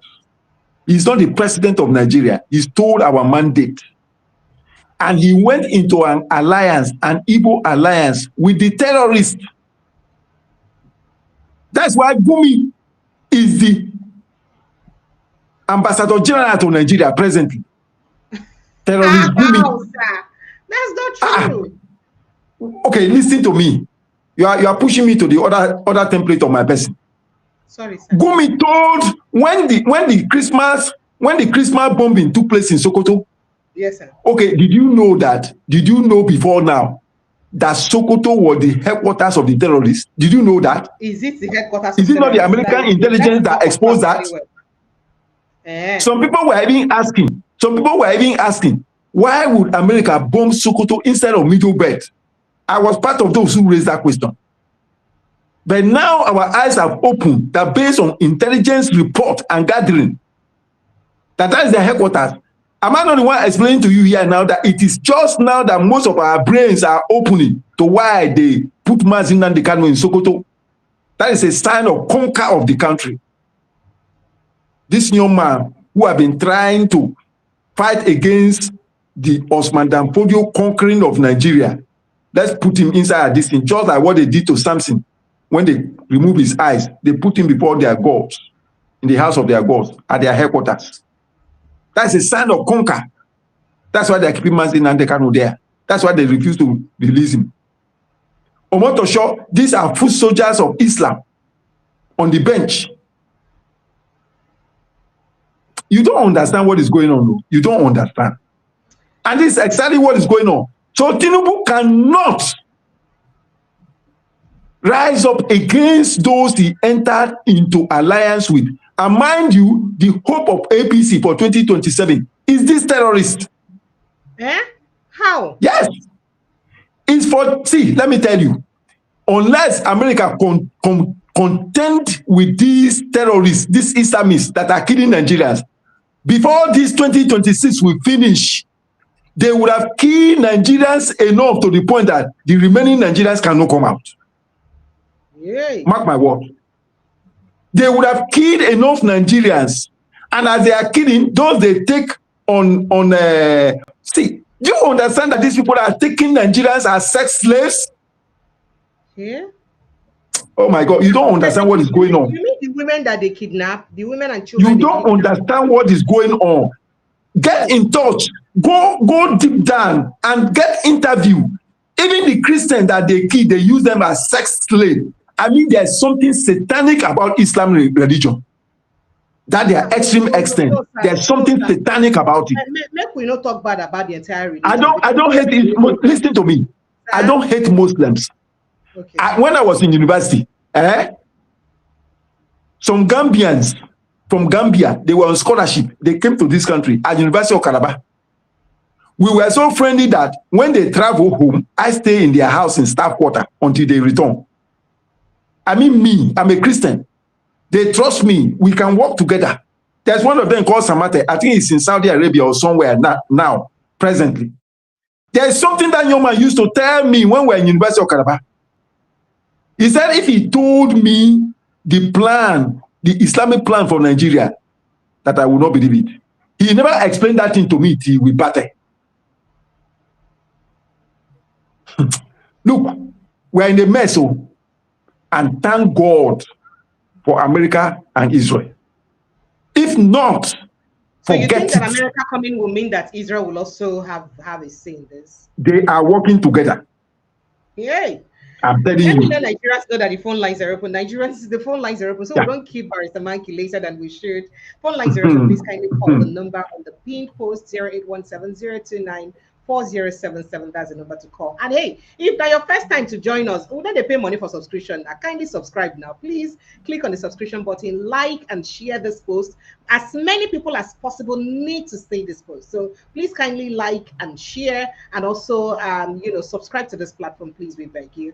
And then call the number on the pinned post 0817-029-4077. That is the number to call. But very faster way to deal with it is to just follow the link on the pinned post, and that link will bring you straight into the studio for you to participate for waiting to go on in the studio. Just straight into the studio. Now, Barrister Mankey, just before we begin to take calls, one of the things that they say they do, they don't send the troop of 200 people to Nigeria to train our military on how to combat terrorism. The last time when we hear from the the African arm of the US in this thing with the Africa, when they say some troops already done ground in Nigeria, Nigerian Defense Headquarters denied it. That is not true.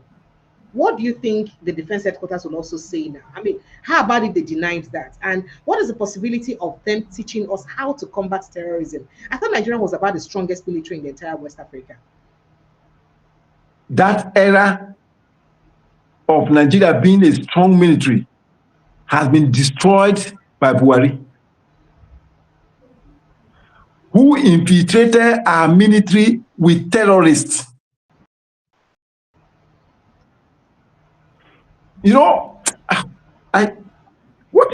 What happened in this country? What happened in this country? Only God. It's only God that could have been able to deliver us. A country that made it a policy. Do you know majority of Fulanis that are in Nigeria with the national identity card under Pantami, they are not Nigerians.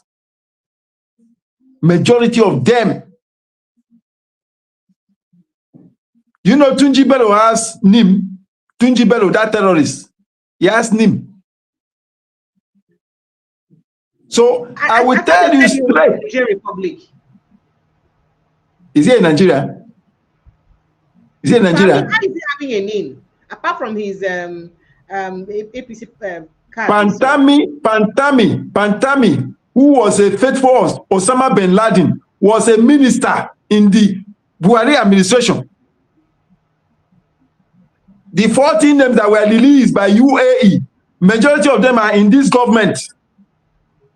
What are we talking about? What are we talking about? I am looking forward to a time wherein America will consolidate and then be able to read out the names of the sponsors. All of them should be taken down. All of them. Before they are taken down, they should be interviewed. As many that are connected, they should be picked. All of them must be eliminated. Of course, you heard that Renomon say dividing Nigeria will not be a solution, because those Christians in the part that is divided and given to the Muslim, they will all be Islamized, or they will have to migrate and give the entire space to the terrorists. You understand that? So the best thing is to come in with the overwhelming force and pick out all the sponsors of terrorism, eliminate this Islamic terrorism or extremism, which is founded in the Sharia law. This Sharia law implementation must be buried. And all the Fulanis who migrated into Nigeria must be sent back to wherever they came from. If they are caught in crossfire, let them die there.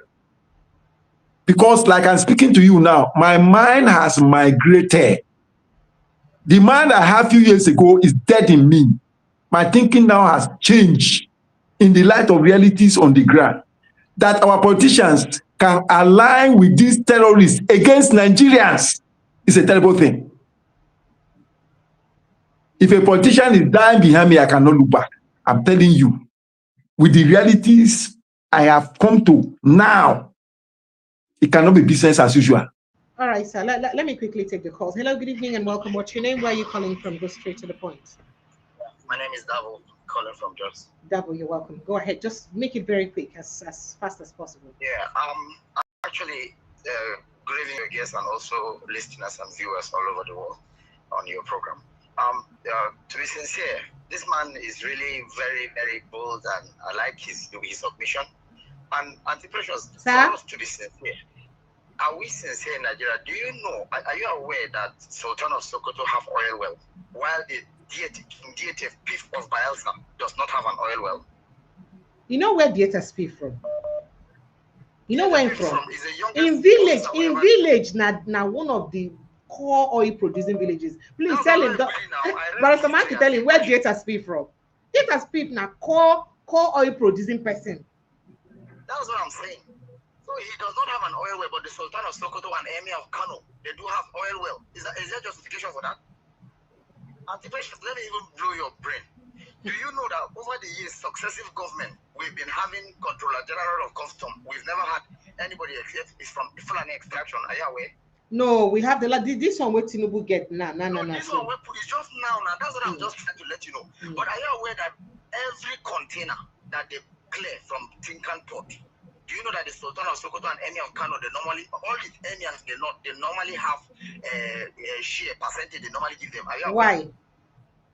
Yeah, because those are the orchestrated plan of the terrorist Fulani people. Because they put their people in. I even sent you something on WhatsApp. I don't know whether you've read it. I sent a message on WhatsApp for you in respect of the American. This is on your WhatsApp. This and I sent it. You can read it. Go through it. These people are very strategic, and it's not fair what they've been doing. They've really held us to the jugular. Do you know the king of Gobir, the king of Gobir that was killed, who was kidnapped, who was called to go to have a meeting with Sultan of Sokoto when he was arrested? Google his video. The last video he was seen was the Fulani, the bandits, they burned him alive. Do you know, let me blow your mind. They shared his meat. All the emirs, they ate his meat. Eat that man's meat, if you don't know. That's cannibalism. That is what and again, let me tell you something quickly. You see that your guest who's in your studio, who was answering your questions, he mentioned something about Sokoto. Do you know that before any Fulani man travel to Saudi Arabia, they first of all go to Usman Danfodio's grave in Sokoto, and anytime you go to that grave, somebody is there who will tell you, mention all your problems, Shehu is listening. They are not Allah or not God, but they are now saying, mention all your problem in Shehu Danfodio's grave. Shehu Yanaji. In that grave, ask any Muslim people that they are close to. In that grave, they used to put corn. They feed the grave with food, and people come on pilgrimage all over the world. I don't believe it. When your guest is even mentioning this thing, once upon a time, North Africa, Egypt, it was not black people that were ruling it. It's not black people. It's not this Arab that now cross over, fight war, and that was why I gave you the history that day. That was how we were able to the missionaries when they were pursuing them from those places.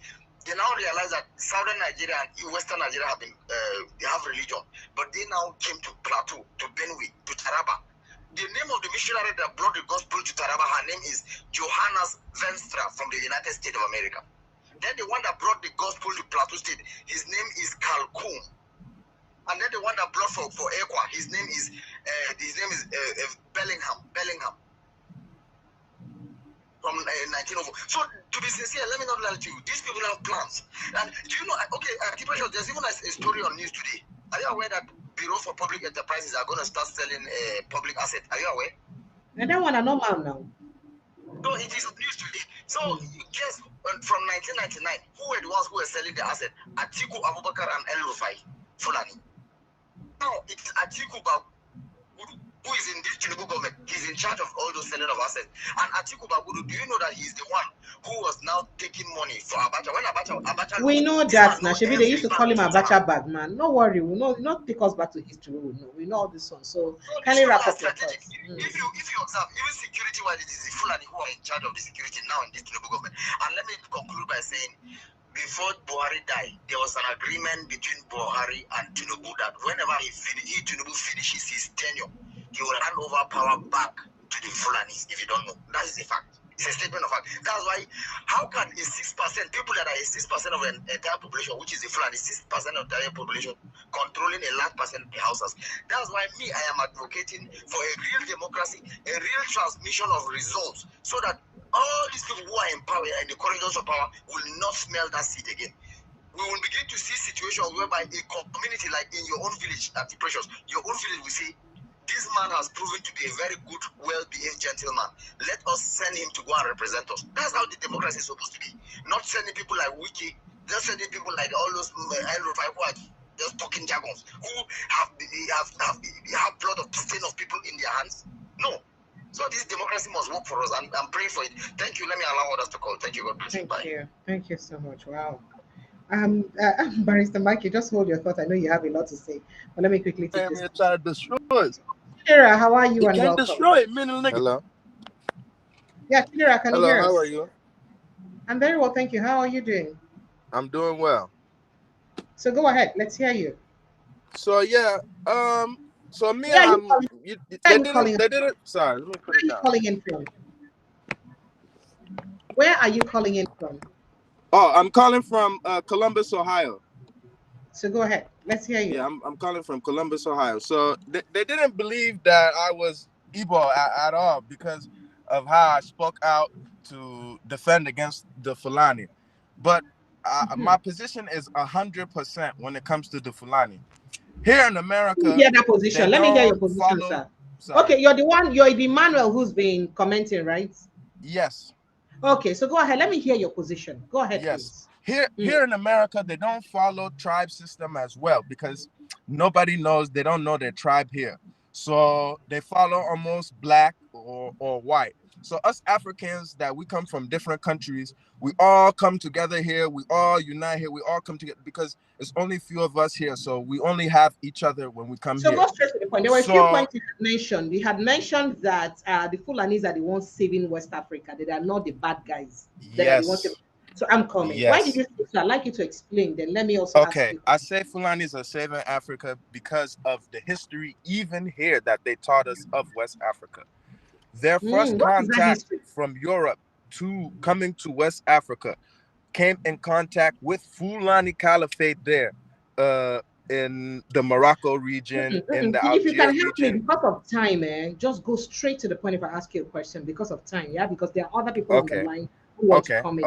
So in what ways, presently, today, in what ways are the Fulani saving Africa today?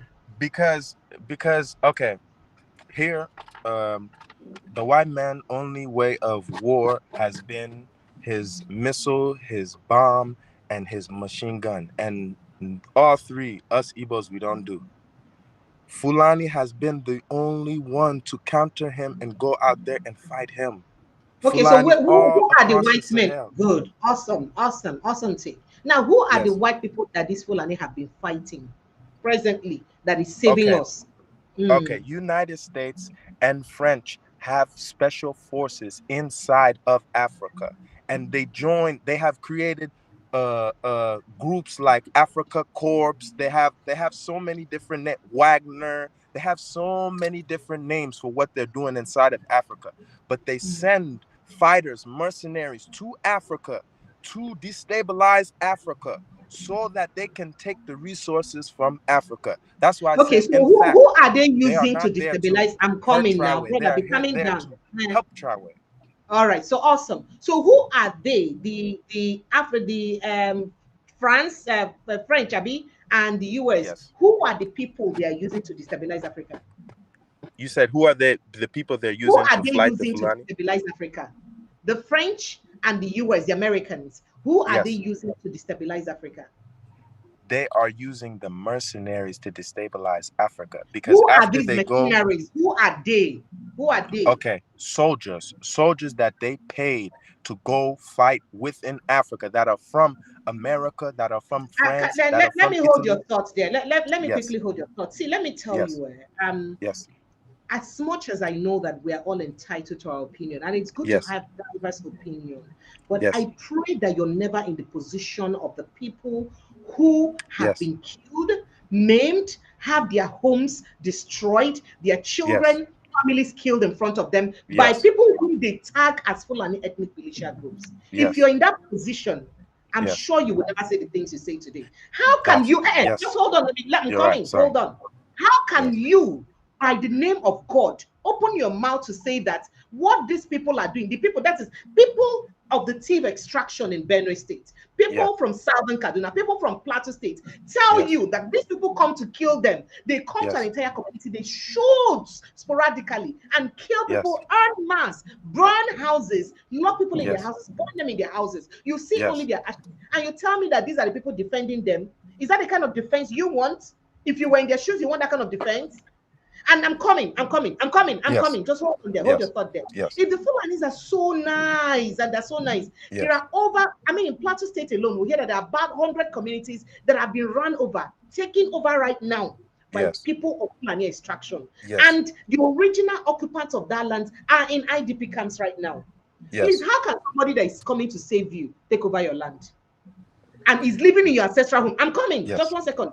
Do you know the pain? I've had a guest here who's told me Yes. that his grandfather's home in Benue State is now presently occupied by other people of Fulani Yes. extraction. He doesn't know Yes. them.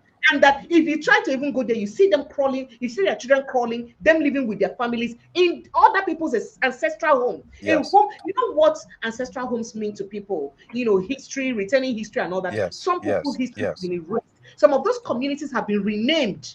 Yes. And you're calling this what? Please tell me, what manner of protection are they protecting people by doing that to the people? Well, similar even to the history that the Black American has here.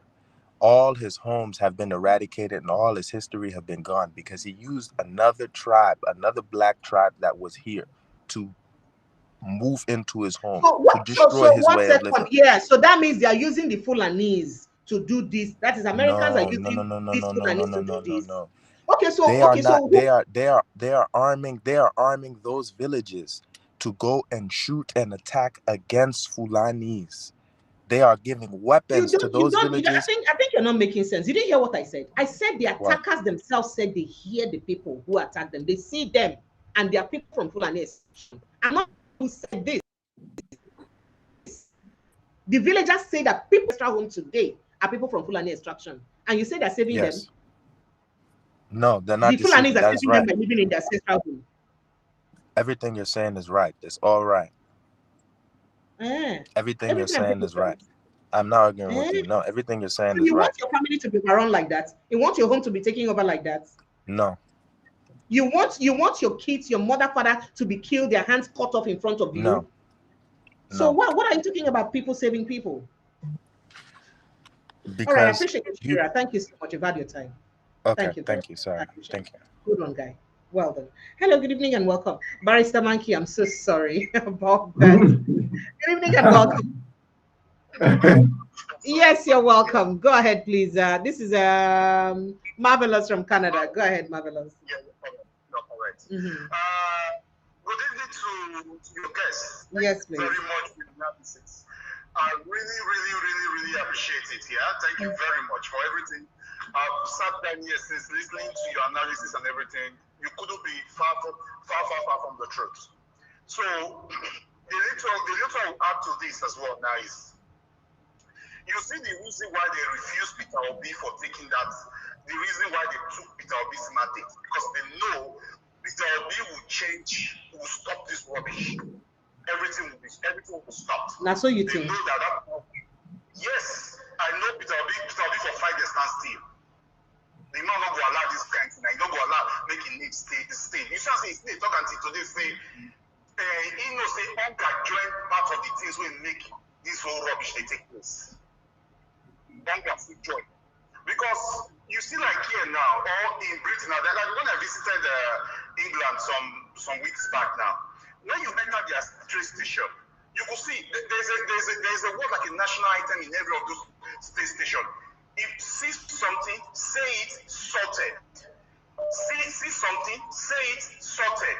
Meaning everybody is security conscious. CCTV cameras everywhere.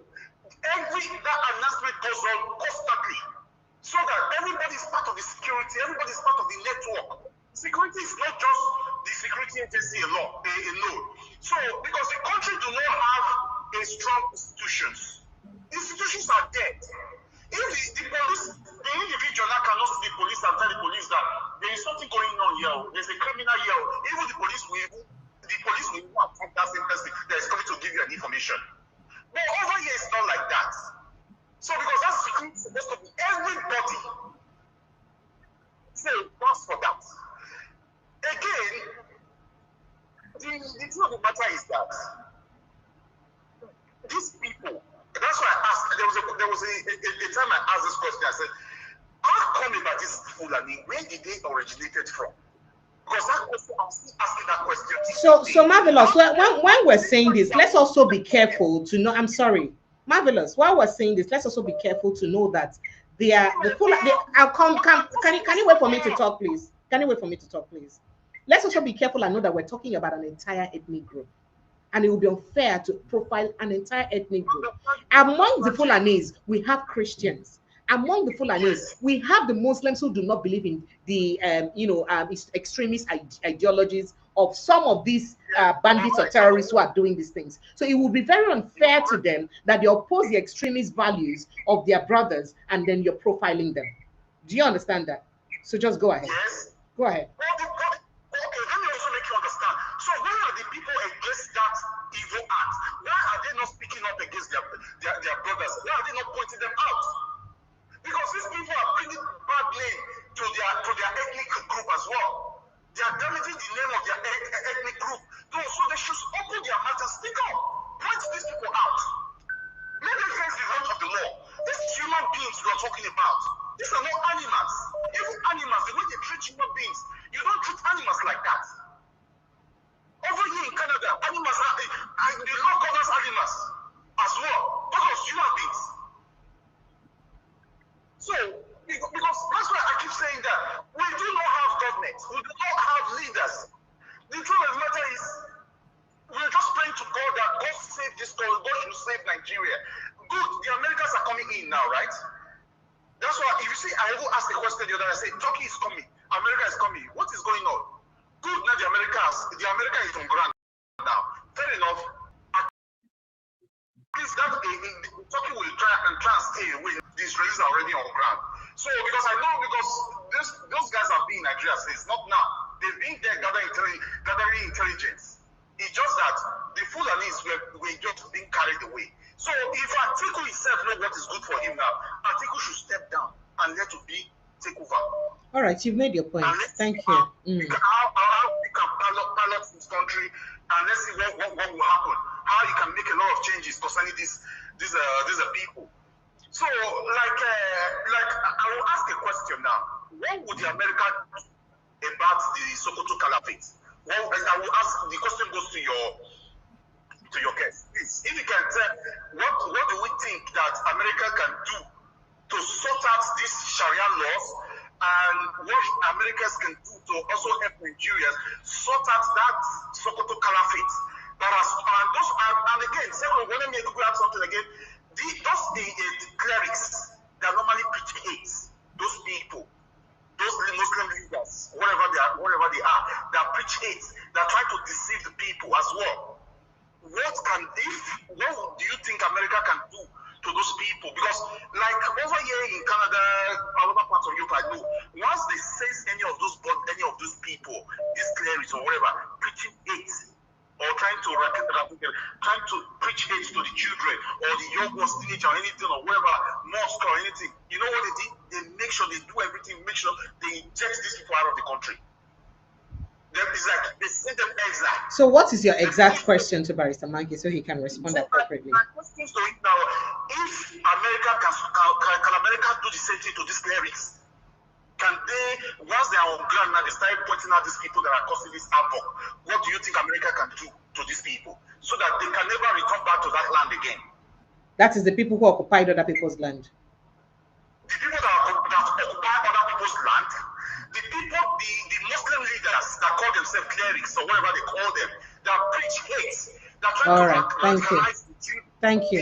The people that try to throw them to. Thank you. I mean that question is very apt because we have a situation where the former Senate President Ahmed Lawal has called on the Islamic priests to stop preachings that perhaps feel such terrorism acts, that killing is not part of Islam at all. So I mean, there are people of Islamic faith that are already speaking in it. I appreciate you. Thank you.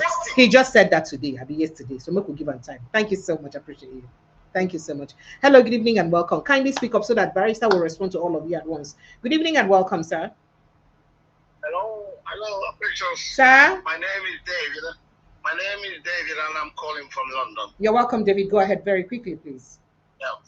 First of all, I wanted to thank Barrister Michael. And although Dr. Kash is not on today, to thank him as well for their eloquent representation. I wanted to ask that young man that called from America. His name is Emmanuel or something like that. I wanted to know what he has been smoking. I wanted to ask him what he's been smoking. It looks like he's been smoking something because it doesn't sound normal. No. With all due respect, sir, just focus on your own comment and forget about someone else's. That's my personal. But I'm sorry about that. But that's how I feel about the whole thing. Now, I just wanted to thank everybody for what you're doing. You're doing the right thing, and we hope that God will save us from the mess that this Buhari has put everybody in. Thank you for all you're doing. Thank you. I appreciate it. Thank you, Mr. Trump, the President of America, for the intervention so far. We pray that God will give him the strength to continue to do the right thing. Thank you very much. All right. Thank you for your call, sir. I appreciate you. I need to visit the... Good evening and welcome. Hello. Okay. All right. Make her go straight to the backyard. I get a lot of people for backyard, but if you like, I will invite all of them at one time so that I'll go plenty. Wooga. Oh, no. Lele, Barrister, yeah. Guys, Barrister, Manchi. I must come back, come meet you. Make a call. Call up. TY. Go ahead, please. Mr. Henry, Barrister, yeah. Welcome. Please. I have a question. I have a question for Barrister. I have a question for Barrister. Go ahead. I don't know if you can listen. If he's, can he listen? Is he hearing from me? Find out if he is, but just go ahead with your thoughts. Okay. So I actually as regards the protest, the Electoral Act protest, the electoral bill or whatever they call it. I don't know if he were in the position of both Tinubu and Rabiu, would he have even passed that bill, knowing that your opponent, your biggest, strongest opponent, is in support of that bill? I mean, just logically. Now, the reason why I see the way the thing is, if I were to be Peter Obi, like I told you 2 days ago, I would just stay away from these people, or just stay away and walk at the back end, because the moment you come out and say, oh yeah, that's for him, they are doing it for him, everybody, they know, the politicians know. Once Peter Obi come out and join these groups, oh, they just conclude, oh, that's the obedience, that's the people. So if I were him, that's what I have to ask the barrister. What do you think that if Peter Obi have stayed away from that, let the people do and fight for their right? He's right? coming back. That's what I would have. That's what I wanted him to ask. Back. He'll rejoin us. He's coming back. Okay. So, in addition to that, right, there was a video trending around in the US here where a young lady from where is the country where this man from, the one that Tinubu gave some kind of chieftaincy or whatnot, the man, the Shagori, yeah, Lebanese. Thank you. There's a lady from Lebanon that's strongly right now. I don't know. I thought I sent you the video. She is exposing the entire script of the Islamic Brotherhood. What Barrister was saying today confirmed everything that the lady said right here. And they had, I think, she came to the house of the not National Assembly, but the House, and was explaining everything that the emergence of crude oil in Saudi Arabia gave this Islamic Brotherhood the fund that they needed. That's how, since we had oil in Nigeria, like you said, all the oil blocks belongs to the Fulanis. All the gold mine belongs to the Fulanis. That's how they. Not all the oil blocks. But when I say all, when I say so when I say all, Precious, when we use the word all, literally, it doesn't mean that 100%. How many people? Precious, I told you, of course, I am from Ogoni. I ran away from Ogoni and I was a refugee for 3 years in Benin Republic. Just one block, just one oil well for us to develop our place. What is it? So when I say all, look at it from my own. Of course, you're from Dokia, you understand. So look at them. All they do is take all the mineral resources. They control all those things to empower to use it for their own agenda. So all these things that we are seeing today, thanks to the social media that is bringing all this things up, these people have been planning forever. Barrister, thank you so much. I'm so happy that somewhere, somehow, your wisdom eye is open. We'll call it the third. You don't mute yourself. We can't hear you. We can't hear you. So, go ahead. We can hear you now. So, I think there was a call. So thank you so much. Barrister, your third eye is open. So calling me now. So you have a call again, and it's also I apologize. It's okay. You know what? Yeah. So I asked you about. Okay. Okay. So maybe you just have to handle that. Let me quickly take this call while you sort that out. Hello. Good evening and welcome. Good evening. Yes. Good evening, Precious. Sir, you're welcome, sir. This is Frank, Dr. Frank from the US. Dr. Frank, you're welcome. Go ahead, please. From Miami, yes. You're welcome, sir. First, I want to thank you for your job. Well done, as usual. Thank you, sir. And another observation, every time you say, hey, like when you are stunned in something, you remind me of my grandmother, you know. Anyway. I want to ask the barrister, because he just made an open statement that he's no more the kind of person he was 2 years ago. He has now reinvented the truth about Nigeria and where it's going to be going from now on. Okay? So I was trying to ask him, now what is his opinion from what happened in 1967 in the Eastern region, when Nigeria became the Eastern region? It's just the same type of situation where Igbos were killed massively in the north, and although Ojukwu decided to say never again, and then there was war. So how would he tie that together? Because in those days, everybody's saying Ojukwu declared war on Nigeria while it was the other way around. How does he compare those days 6-something years ago to now? Something like that. That was what I wanted to ask him. Okay, he's here though. He would respond to you. He'll respond to you, but let him just take all the questions. Of that time, what Ojukwu did compared to what now is going on now. And Plateau and are going through. Are feeling now. All right. If they have responded the same way. All right. Thank you so much. I appreciate you, sir. Thank you. All right. So the Barrys, let me have you drop your thoughts so that I'll take other people and then let them respond. So Barrister, I thank you, Kanamone. I was asking if you were in the position of the president and Akabi. Well, he just hail him. You know, go speak well. Make una use here do reunion. No worry, we'll go speak. They come now. I tell you, say they come. I go find them for because you get plenty things to do. So if you were in their position and you see Peter Obi among the crowd, what would you do to that bill, knowing fully well that whenever Peter Obi comes out and the people are there, look at the crowd. What would you do to that bill?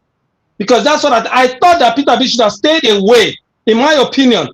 He shouldn't have, because whenever he comes out in support of something, they know it's for the benefit of the people, and they will not allow that to go. So that's what I'm asking. Don't you think that it would have been a better thing for him to stay away and not come out all the time? Because the Nigerian politics is so different. Sometimes we know who we want. I don't even expect people to be dragging him out. Oh, what's Peter like? Sometimes pressures to say, oh, what is the opponent doing? What do you call them? The other political parties doing.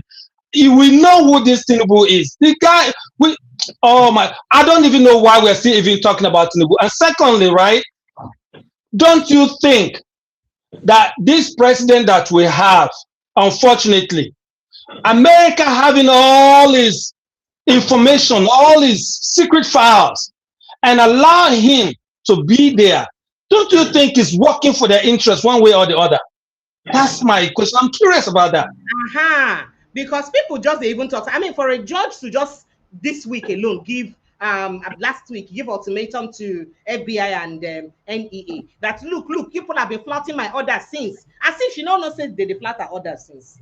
You've been giving orders to release documents, they've been flouting it, deadline go pass, they no go meet them. And now they remember, say that they flout your orders. So that's why people don't take the entire serious about, what's going on with the US serious. And I mean, if you guys really want to do something, you would have done it a long time ago. But thank you for your question. Let me quickly take others. Henry, yes. Very quickly, let T.Y. Danjuma also speak so that... okay, yeah.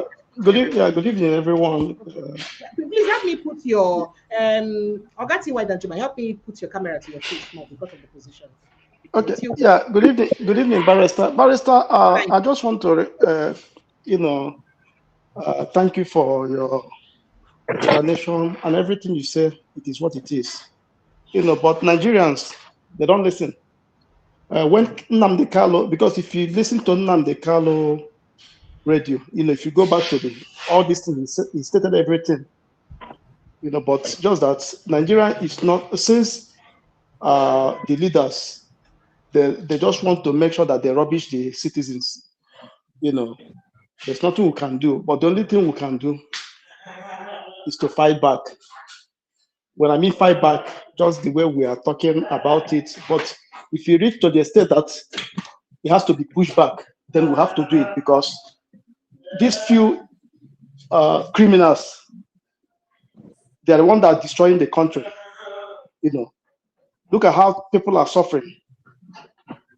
Look at how even the hospital, road, all those things that can make people, belong to in a society. There's nothing. Everything is just zero in Nigeria. So can you go on? Question? Can you go on with it so that we can? Yeah. So my question is, this Fulani. Well, it's not even a question. I'm just trying to give a contribution. My contribution is that let this U.S. government go after these Fulani militias and their sponsor. That's my contribution. Whatever thing that will make to dismantle and subdue that Fulani caliphate and the... No, you don't say caliphate. You say the terrorists. The terrorists. Yeah. So the terrorists, let them do it. And even that Sharia law, they should make sure that they strip that thing off. If it is to divide the country, let them divide the country. Let everybody find their way. That's my own submission. Thank you.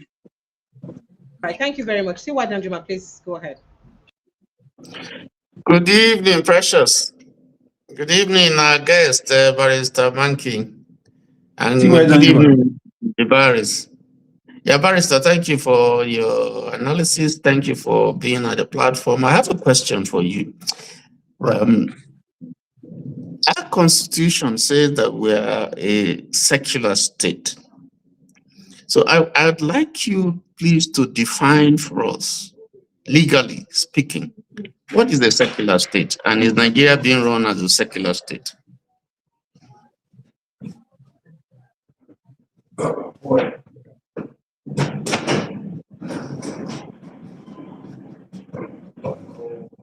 Yeah, second question.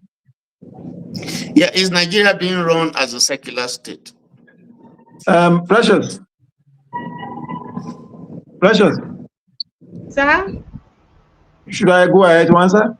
Yes, go ahead. I mean, we've had all the questions. All right. I'm going to sound a bit pessimistic, but that is the reality on the ground. I can tell you clearly, for anybody who care to listen, Nigeria is not a democracy. Nigeria is not practicing rule of law. the institution of the judiciary has been captured in Nigeria and is being used for Sharia enforcement. And that is the illusion that so many people are under.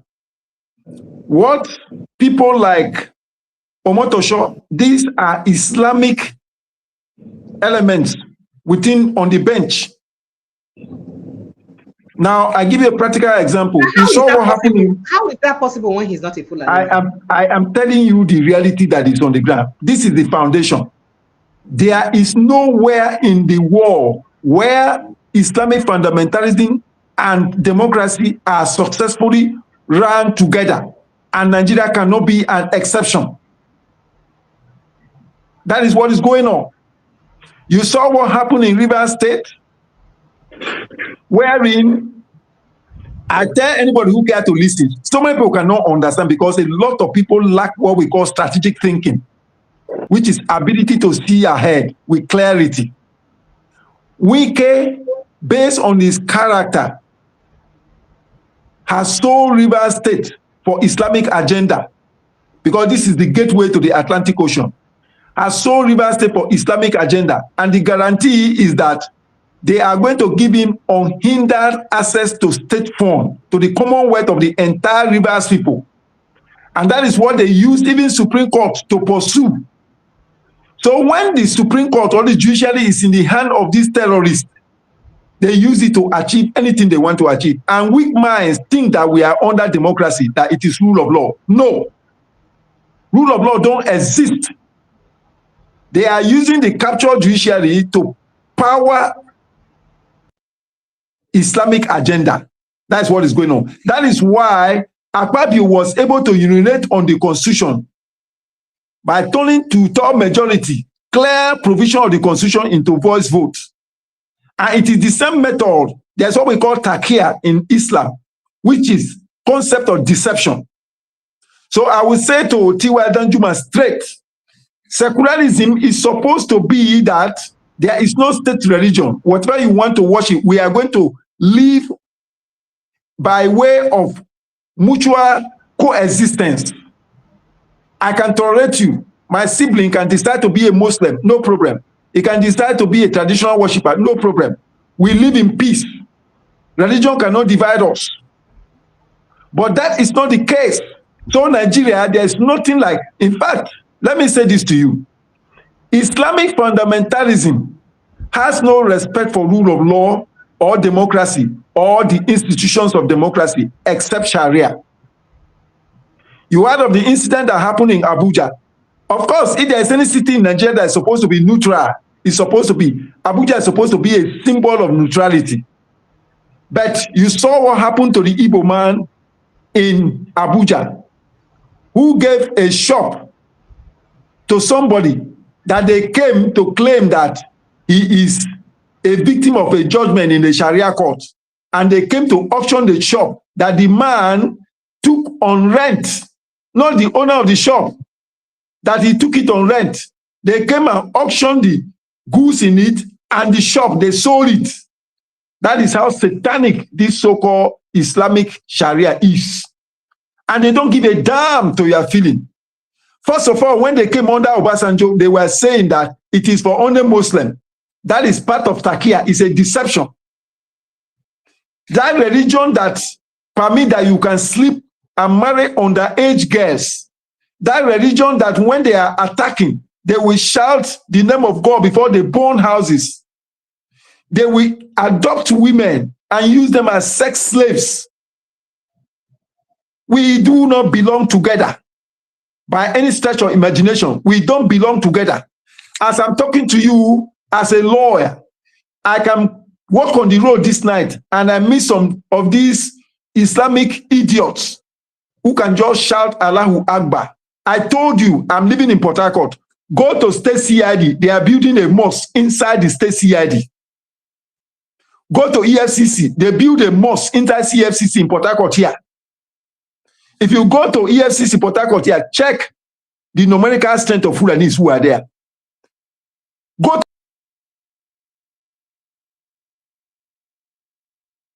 oh dear, network. I'm so sorry about that. Network. I do hope that the network will reconnect him and bring him back. But let me quickly The game take this call. who is listening to Good me, evening and who may welcome. not understand the game that is going on. Okay. You know that under Amechi, Please be on am the I line. on? Yes, Am you're I on, on? sir. Okay. Yes, you are on, sir. Those who are from Rivers State, those who are from Rivers State, under Amechi, Rivers State attained World Book Capital status. That was the highest in the history of Rivers State. Foreigners were training Rivers students at secondary level. What was going on here was even better than university. Each local government was supposed to have the model secondary school.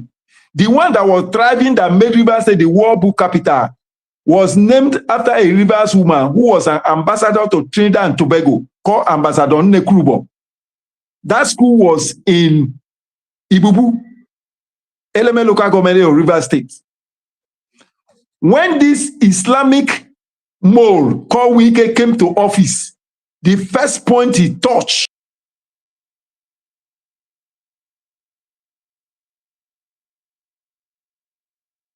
anytime when you talk something strong like this, network will take like, I'm sorry, network this Islamic agenda. Sir, can you hear me?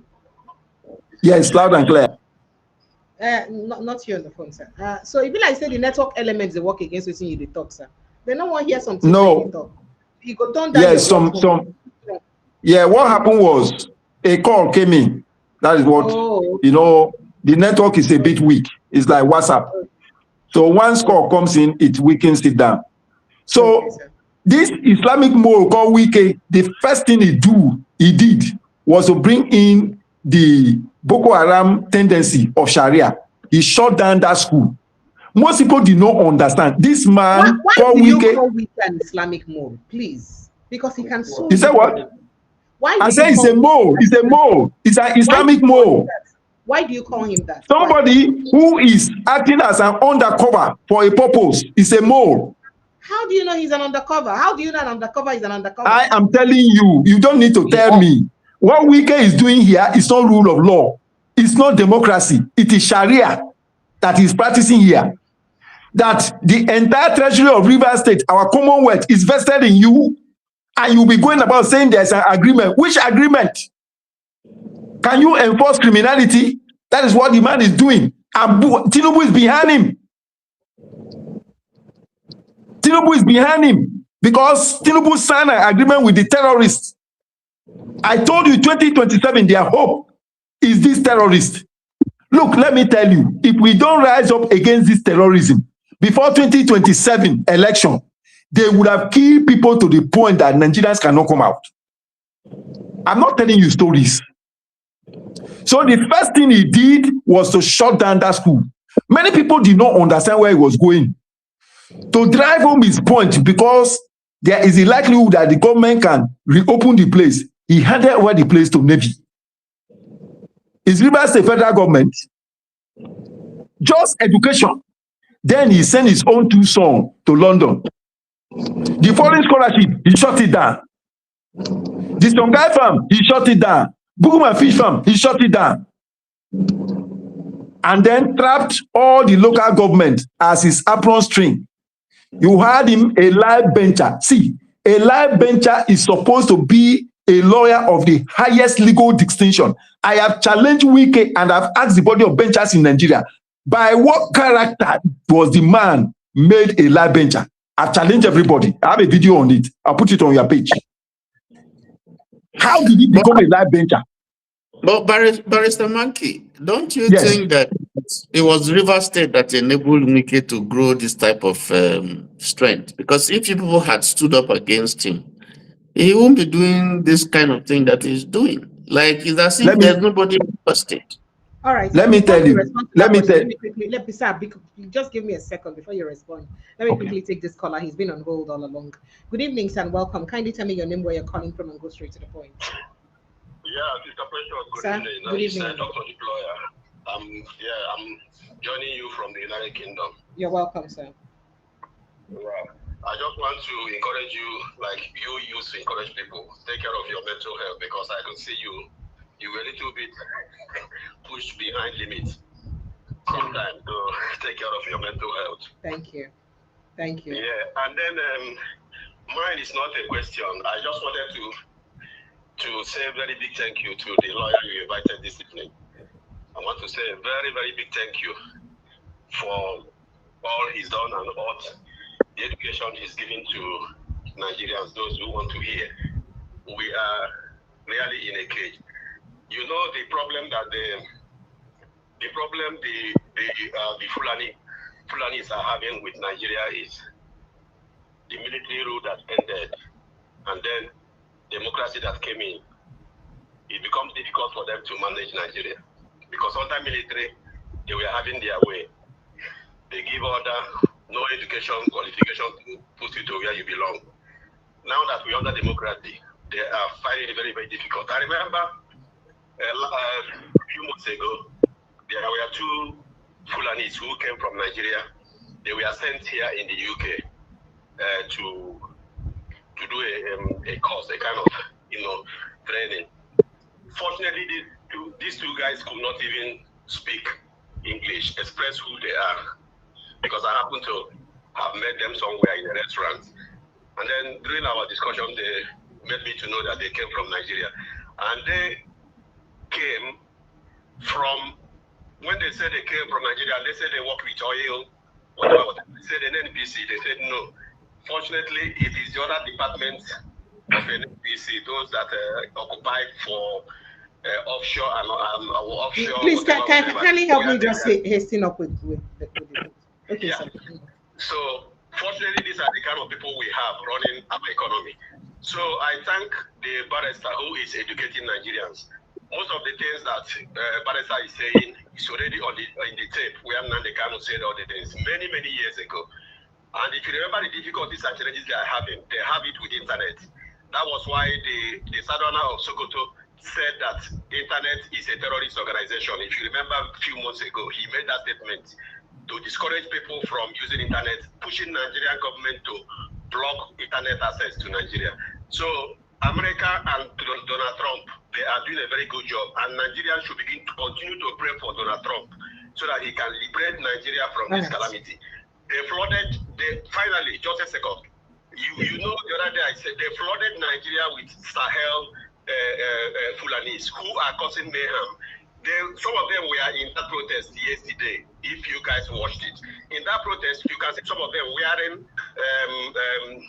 obedient clothes, sponsored by APC, to go and cause mayhem.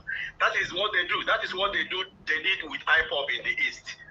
Government will sponsor them. They will wear Biafran uniform.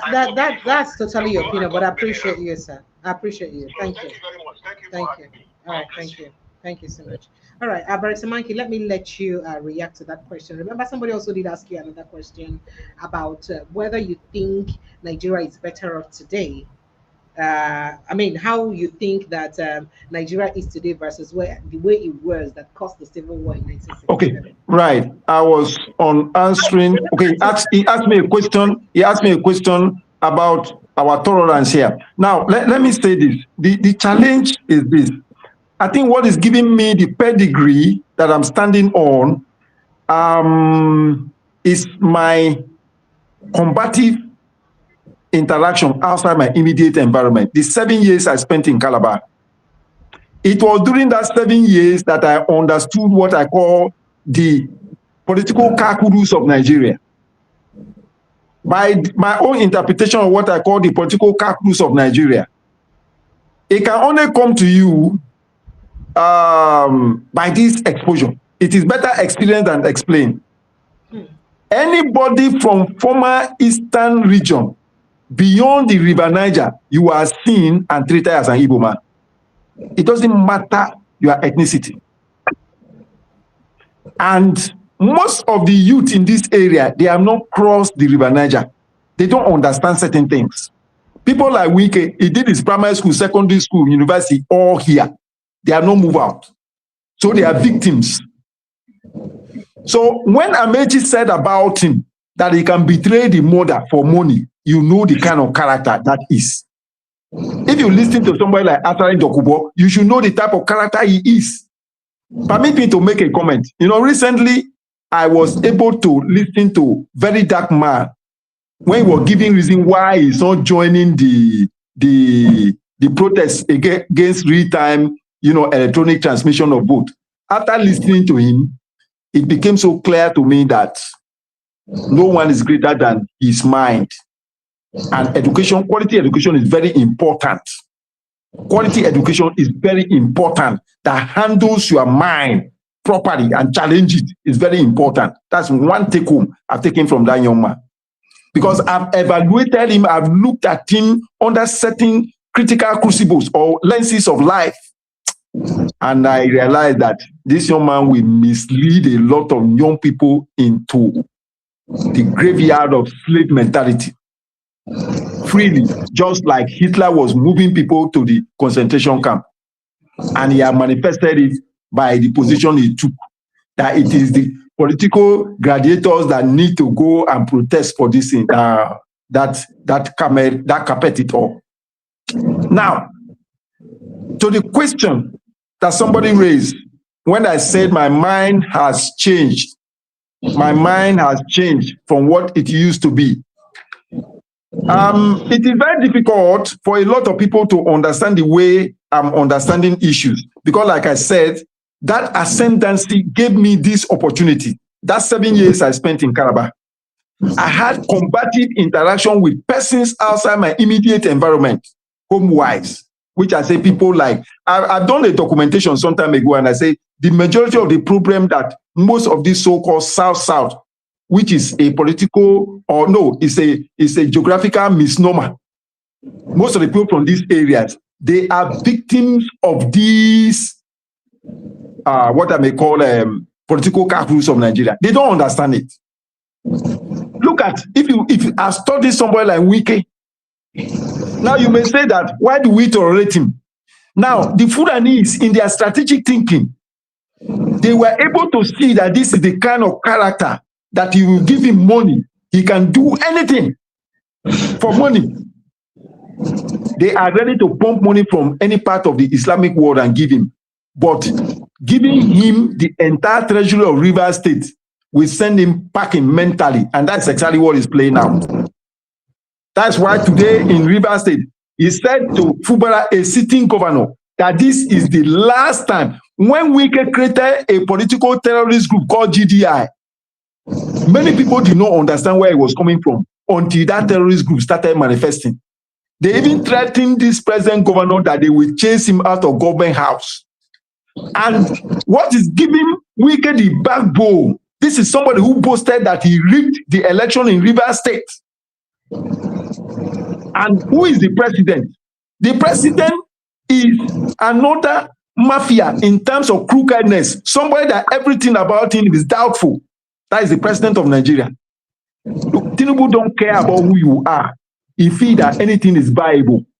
If they tell you, okay, this man, El-Rufai, revealed that they are removing 100 billion or how much every month. Where are they channeling this money for? It's for Islamic agenda, as far as I'm concerned. Because that is the people he have an alliance with that brought him to office.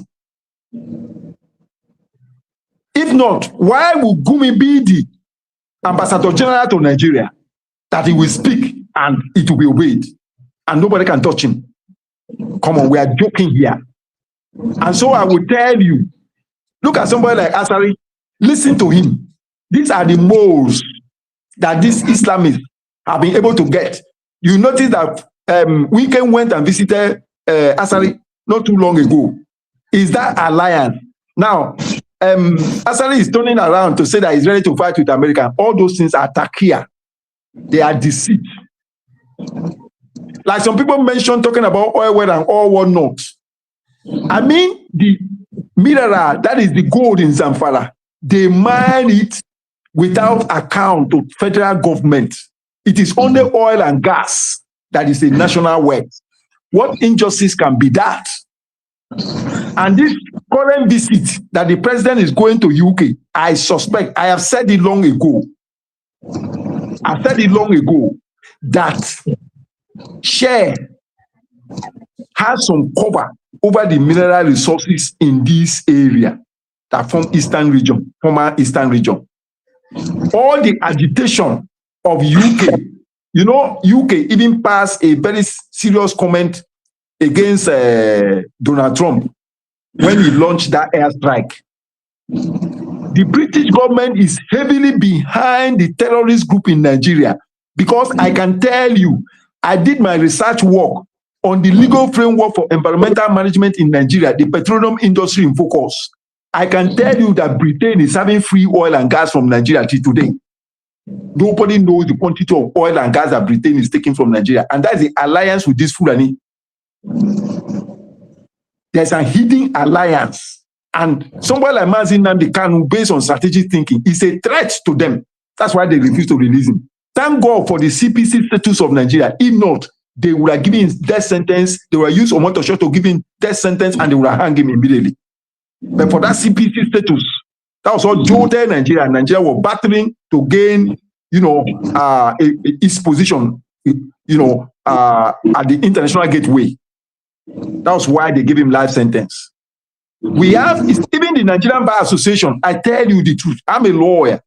The Nigerian Bar Association, I said in one of my videos that I never knew, is a body of professionals of the greatest number of cowards I never knew. The Nigerian Bar Association is a great coward organization, because there are Islamic moles within the rank and file. You know, when Deborah was killed in Sokoto, the Islamic mole within the Nigerian Bar Association threatened that they will pull out of MBA except they are allowed to go and defend those criminals that hung that lady, that burnt her alive, that were displaying matches over the social media. They saw all their faces. They charged them with a one fanciful and cosmetic charge. And finally, a professor of law from, I think, Abanu Bello or so, led about 30-something Nigerian lawyers of Islamic descent to go and defend them. The matter is dead till today. So that is the problem we are having. We cannot live together by virtue of our ideology.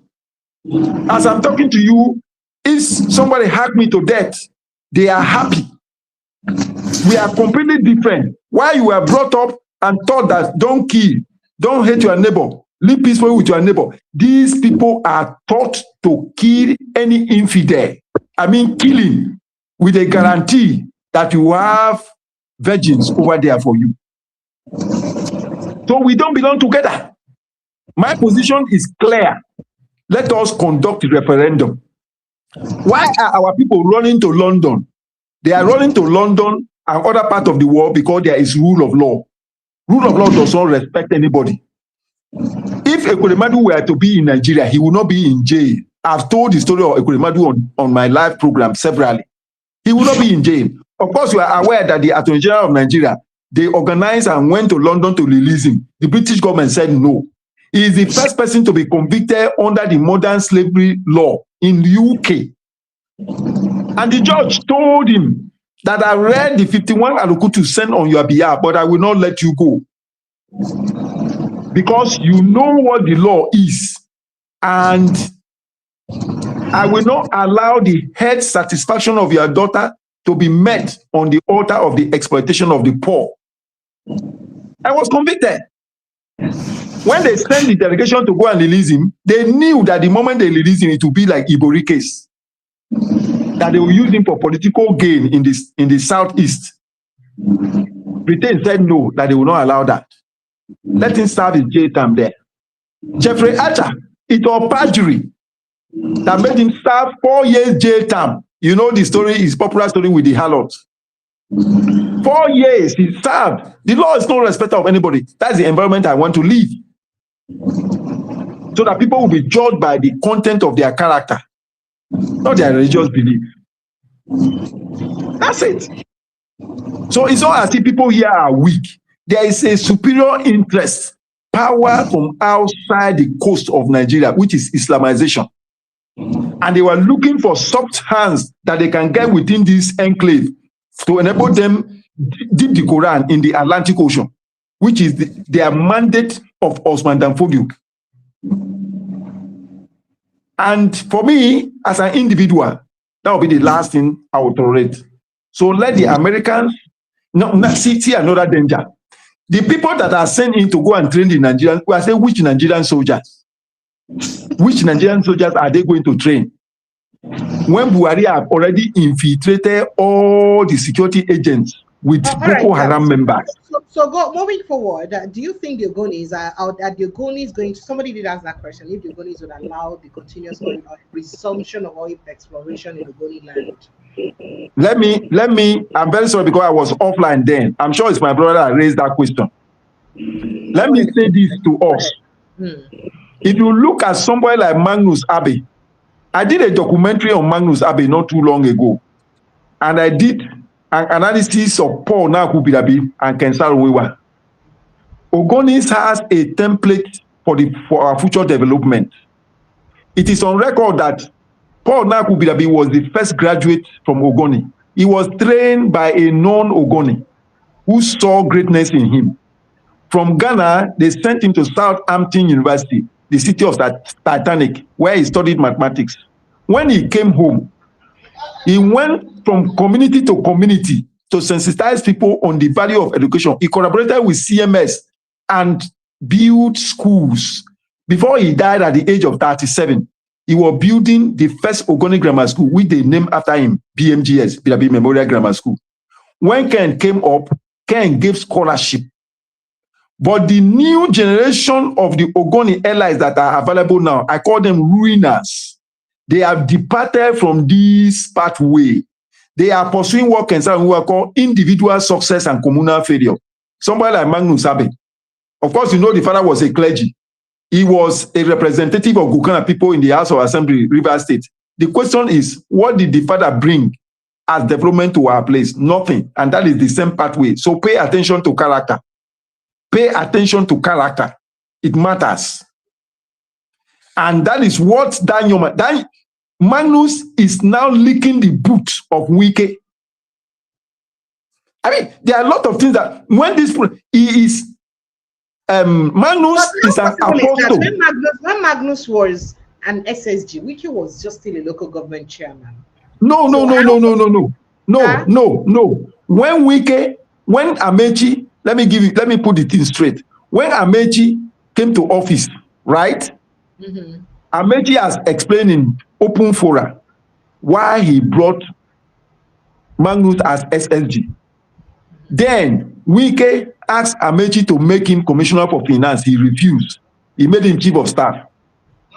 He was chief of staff and Magnus was SSG under Amechi. Now, when that thing ended, all that Wike and Magnus were trading blame on was who stole the highest amount of money. Even the modern secondary school that cost 4.5 billion naira for each, the one of Kana and Gokana, is in the pocket of Magnus till today. He was a contractor.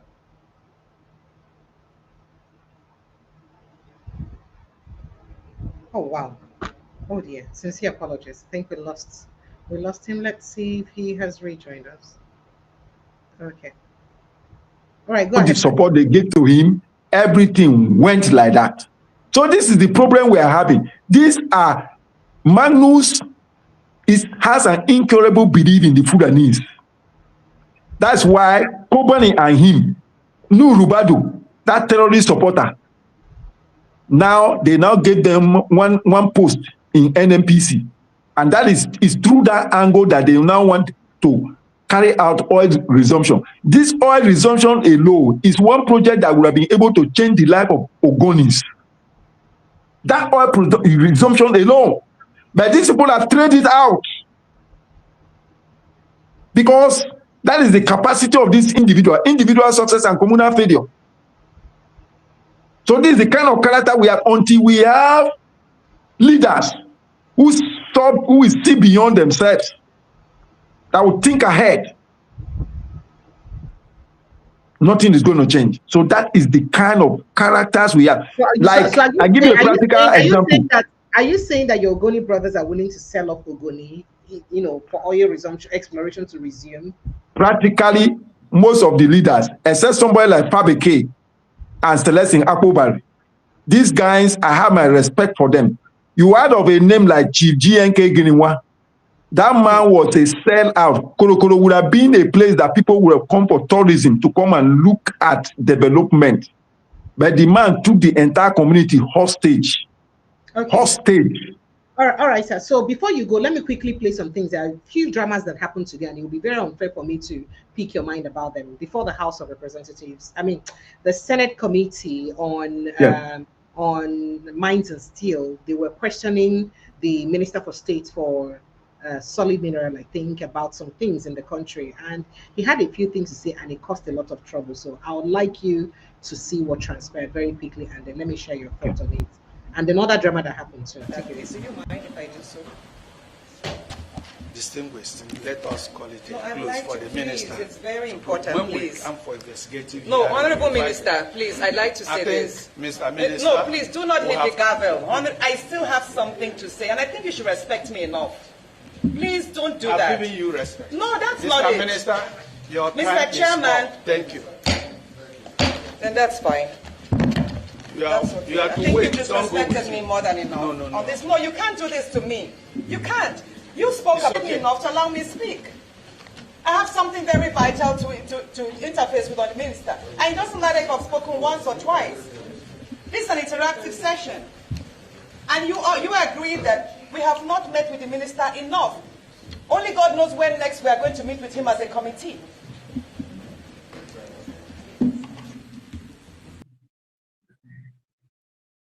All right, sir. So you see that thing where she feels disrespected, but that's not all. This was what transpired initially. I think she was grilling him on the Ajokuta steel, which she's been passionate about. Let's quickly take a listen to what preceded this particular. Thank you.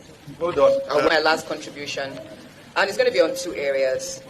In retrospect, let's say that the coastal road, which is 750 kilometers, has a projected cost of 15 trillion naira. And as a country, we've started funding that. 15 trillion naira is $11 billion. That is 7 times what Ajakuta Steel needs. I have to make reference to this to let us know that if we are serious as a country, we will get the funds either which way. That's on one part. The second issue I would like to talk about is with respect to NIOMCO, which is a National Iron and Steel Iron Ore Mining Company. I actually like the fact that Mr. President found it worthy to separate the two ministries. That will give us optimal focus on steel, which you lead. But I'm also concerned about NIOMCO still remaining in your ministry. Don't you think that upon the separation of solid minerals and steel, that NIOMCO, which is the iron ore mining company, should fall under solid minerals? And I'm saying this because I'm also a member of the Committee on Solid Minerals. And by doing the 2025 budget presentation, when we interfaced with the minister, Dele Alake, we successfully increased his budget, which was supposed to cover exploration and mines development. We increased it to 1 trillion. So in 2025, the budget for mines development and exploration is 1 trillion naira. And I did speak to the minister. I said, now that we were successful in lobbying that amount for you, because we do believe in diversification of our economic resources from oil, and we also believe that solid minerals is the next frontier. I spoke to him on the need to move NIOMCO under his wings so that NIOMCO will be able to access. So I think that is something we should also explore. Solid minerals and Ministry of Steel were once one body. And now that they have been separated, it's important that the agencies or parastatals that are intricately connected to the functions of one works with that and receives budget from it. Because I think leaving NIOMCO under you is shortchanging NIOMCO, because there is funds, 1 trillion in 2025 budget for mines development and exploration. And we all know that NIOMCO has to do with mines. Let me just yes. There will be no discrepancy. All right. So you can just browse over it. Yes. Let me just say this, please. He's married to his daughter, like biological daughter. No, that's the honest truth. Let's be honest. So this beautiful speech you came in, we were in the committee on defense when I saw you were added in. So you are pretty much added because you had prepared this fantastic speech, which obviously forms part of the rhetorics we've been giving Nigeria. We just meet, we talk to the media, and at the end of the day we fold our arms and do nothing. And that is why 3 years into you being a minister, we are still trying to go back and forth on what is the best model to move a Jakarta Steel Company. Isn't that funny? But like I said, I'm speaking. Why do you find it? Why do you interject when I speak? But when your in-law was speaking fantastically, you just listen, nodded to him as if you all don't meet every other weekend. So why are we playing to the gallery and to the media? Mr. Minister, like Mr. Chairman said, we are going to have a session to speak more about the Jakarta Steel Company, Itafe, and of course other steel projects in Nigeria. But what I do not want us to put out to the media today is that we are really working in and out, because we are not. I am the senator. Let me speak this. I am the senator representing Kogi Central. And since I got into the Senate, November 2nd, 2023, we've just met only 3 times. We only seem to meet at budget presentation. And then when I wrote to you, inviting you to meet with me and brief me as a senator of that vicinity, you refused. No, okay, I'm saying it right now. I'm going to write to you formally. No, that is different. You're meeting with the chairman. No, I'm writing to you. I'm here seated in dual capacity. I'm the senator of Kogi Central. I'm the senator representing Ajakuta local government. I have got host community representation to project and protect. So I am saying it right now. I am going to write to you in my capacity as senator representing Kogi Central, and I would look forward to an interface with you, not as chairperson committee on vice chairman of steel. Do you understand? Thank you. At 2025, I did mention it. All right, sir. So, I mean, was she wrong to have requested for such accountability? We make her fellow senator throw her under the bus and refuse her from speaking further when she wanted to probe the conversation further. I mean, they're senators. They're supposed to be doing their due diligence with these ministers. Make you help us explain how the law process supposed to be like. Not vex, I bring you into this matter. Well, let me say this to you very clearly. You know, Natasha,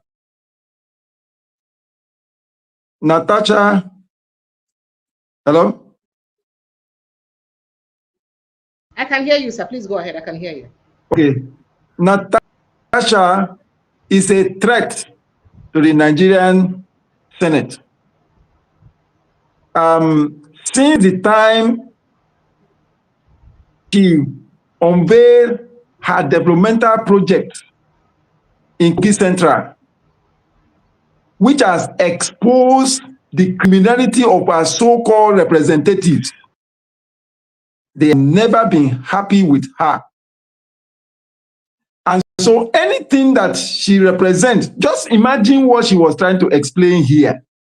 She is a threat.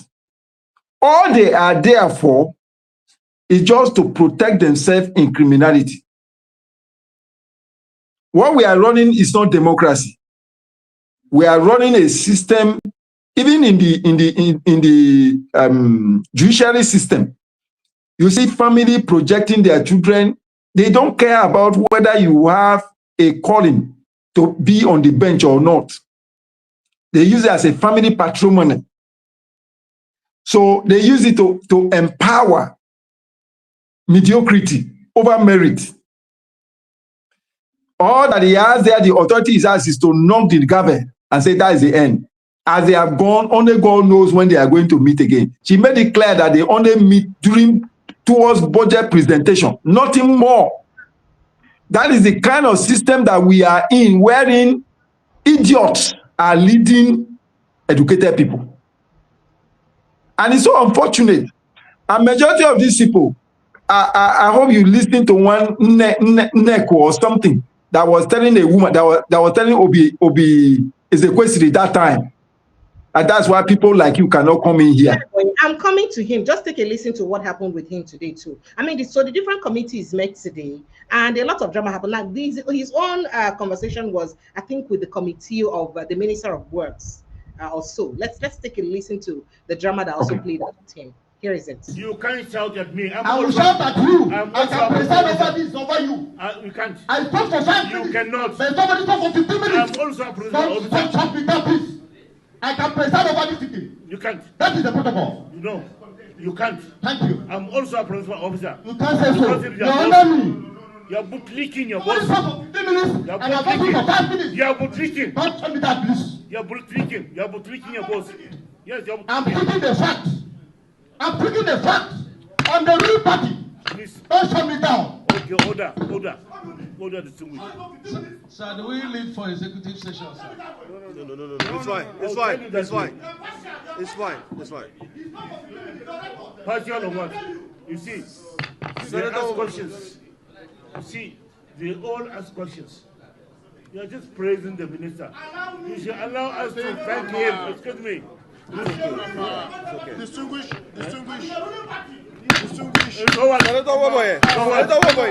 Ruling party. Excuse me. I was elected with 10 times the votes. I came through election. So what do you do?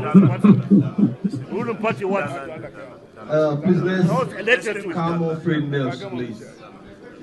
Senator Weboye, I agree with you. You had the floor and you can use your time. But it's okay. It's okay. Even when you have the floor, you can't debate. You the truth. I must tell you the truth. I don't think.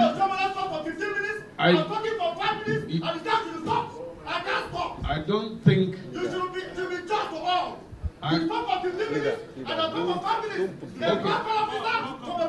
Okay, calm down.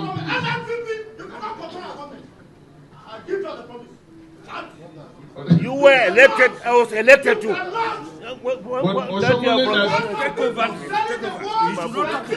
Osomolo that spoke for 15 minutes is from APC. So calm down, please. You cannot tell me what to say. I'm a civil senator. Honorable Senator Dume, please sit down. Please sit down, Senator Dume. Senator Waboye, distinguished. You are distinguished gentlemen.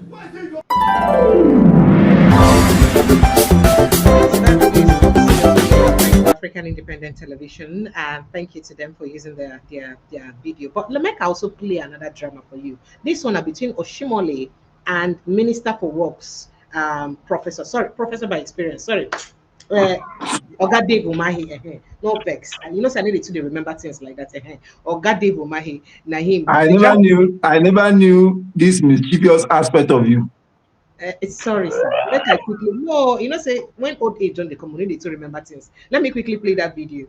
That's it. So are you judging or you are asking me questions? You are not entitled to interrupt me. No, you can't use foul language on me. No. I'm a distinguished Nigerian. You can't use foul language on me, please.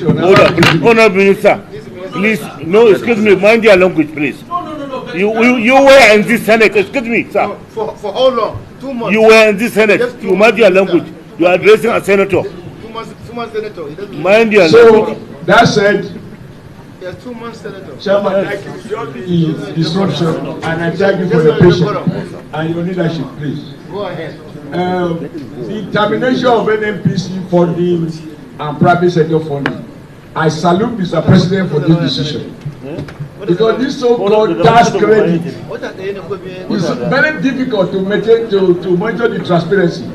So for me, I celebrate it.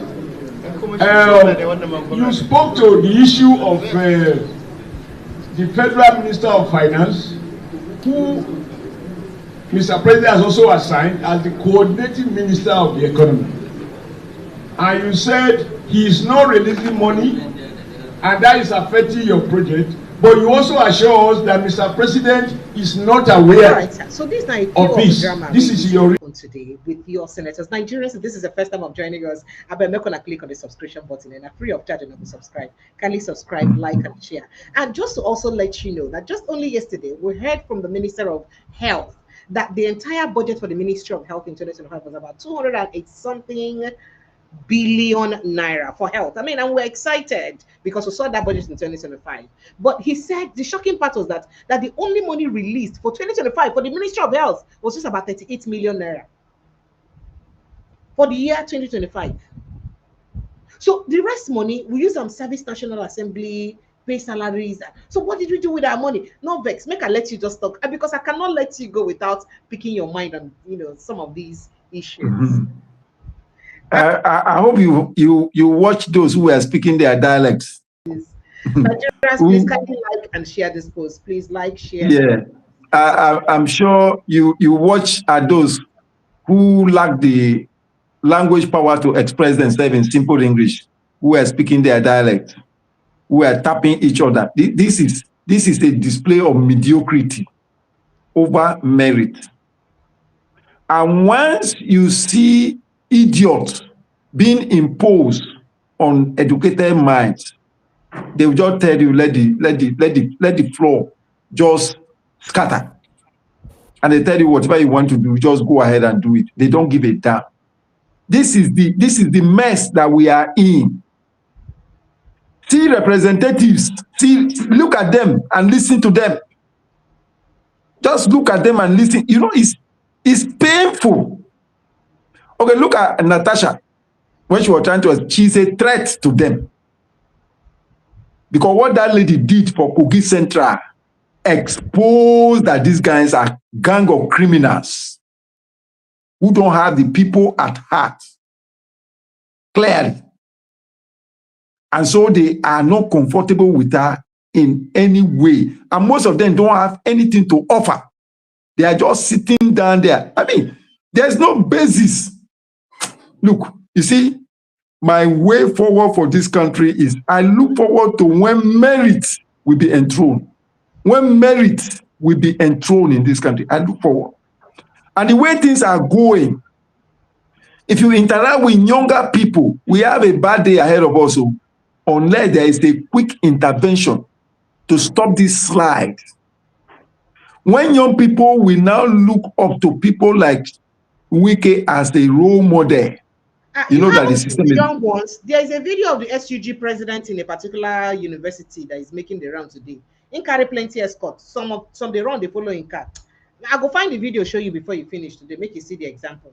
I cannot do that showing you now. So that's a typical example of perhaps people follow. No. It will be a lot of injustice if I don't follow you there, if I don't show you the videos. So that's where we are.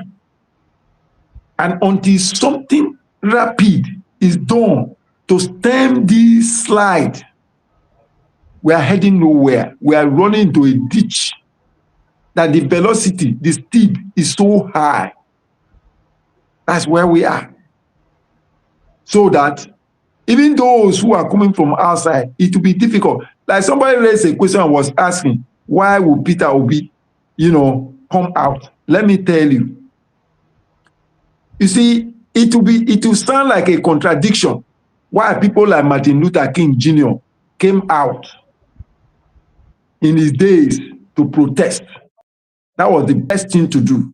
That is to tell you the extent to which, most of these criminal gangs called representative, they take delight in gaslighting enlightened mind and ask you to stay off. That, look, you should not come out. This thing does not concern you. But ultimately, it will come to you. Let me shock you. If you see the pattern of death that is occurring in recent time, which of course, Professor Ngozi Echimamanda was also a victim. This snake bite was also a victim. That AIT lawyer was also a victim. There's another lawyer too, victim of a one chance. Check their ethnicity and it will tell you that there is a dangerous dimension. We have medical bandits too. The banditry has intervened and penetrated all the professional cadre. Sorry, so we now have bandits. Are you suggesting that these people were deliberately, ignorantly killed? Or ignorantly left to die? There is a conspiracy which nobody can dismiss from my radar. I can tell you that. Just pray. You saw the post I sent to you. Pray that Nigeria should not happen to you. Just pray that Nigeria should not happen to you. So now, if you are sick, you are afraid of where you'll be taken to. When we are sick, that is one of our vulnerable times. Once you are sick, you are vulnerable. Because those who will not have been able to assess you will assess you. You cannot determine where you are going to be taken to. And it's just a mandate. The moment they know where you come from, just just a movement that can eliminate you. That is the solid state that we find ourselves now. I'm telling you, and it's a sad reality. You see, this issue we are discussing, these issues we are discussing at the larger portion of this thing. Anywhere you move to now at the national level, these are the things that will dictate your future. The moment they first of all want to find out where you belong, you are stand. And that's what's going to define what will happen to you. Even in the security this thing, I say if Fulani herdsmen invades your farm, you cannot go and report to any police station. You cannot. Because the organization of the security network, the security operatives, operate on the perpendicular order. And it comes through order, that there is an order that they should take action. If not, they can kill you and nothing will happen. We are in a very terrible situation. It will take only God. In fact, it is as if the terrorists are on a rampage to prove to the Americans that, look, we are ready to contend with you. The spate of killing and kidnapping suddenly step up. And they are killing to kind of... Did you know Yagumi, who said that anybody who rejects his own peaceful means should be ready for war in the country? Is that a country? No. This is not a country. They should be ready for war. Let me quickly... And he's walking about freely. Nothing is happening to him. Let me quickly play that video of an ex-CJ president, I think in University of Dutse or so that you see the example that the young ones are taking from. So we're already learning very fast. But you can go ahead and be talking. It's without an audio, so I'll just play it on the background while you talk, sir. So go ahead. So you're saying that Shikumi ought to have been held responsible for the... In fact, I am looking forward. I am looking for, you know what the Americans are doing now? You see are trying to... These are escorts, so these are his bodyguards. So that's the SCG. You can see the people following him. Yeah, that's the SCG president. Are you not? Don't you see the son of the president? The son of the president of Nigeria. Have you not watched his own convoy? So it's unfortunate. Our youth should be learning. Is this a good example? These are the characters that are presented before the Nigerian youth for copying. These are the people that are being presented as role model. Criminals are being presented before them, before their very eyes. You know, I remember in my days in the university. SUG in those days. Now, the political class has bought over all the SUGs. They bought them official car. So they have captured them just like the judiciary. But they do not know the consequences of what they are doing. They don't know.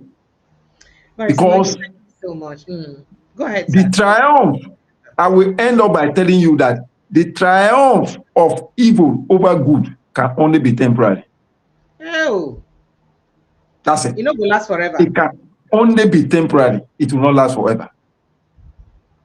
And that is what most of our leaders don't understand. Thank you so much. So if you're on Facebook, I beg, not gonna go follow Barrister Mankey like on a village people. He's at Mankey Tenan Adubabari on Facebook. Follow him aggressively. He doesn't even talk here. Now DNA they drop steady lyrics. When I want to hear lyrics, now there they drop the lyrics plenty there. So kindly go on Facebook and follow him at Mankey Tenan Adubabari. He's on Facebook there, and of course from there you see his post daily and engage him. You can even enter his DM for good reason, so not for any other reason. I appreciate you, sir. Thank you so much. It's always a delight. Thank you. Stay safe. Sure. God will certainly hear our cry. Stay safe too. And may God guide and protect us. Thank you. Thank you so much. Enjoy the rest of it.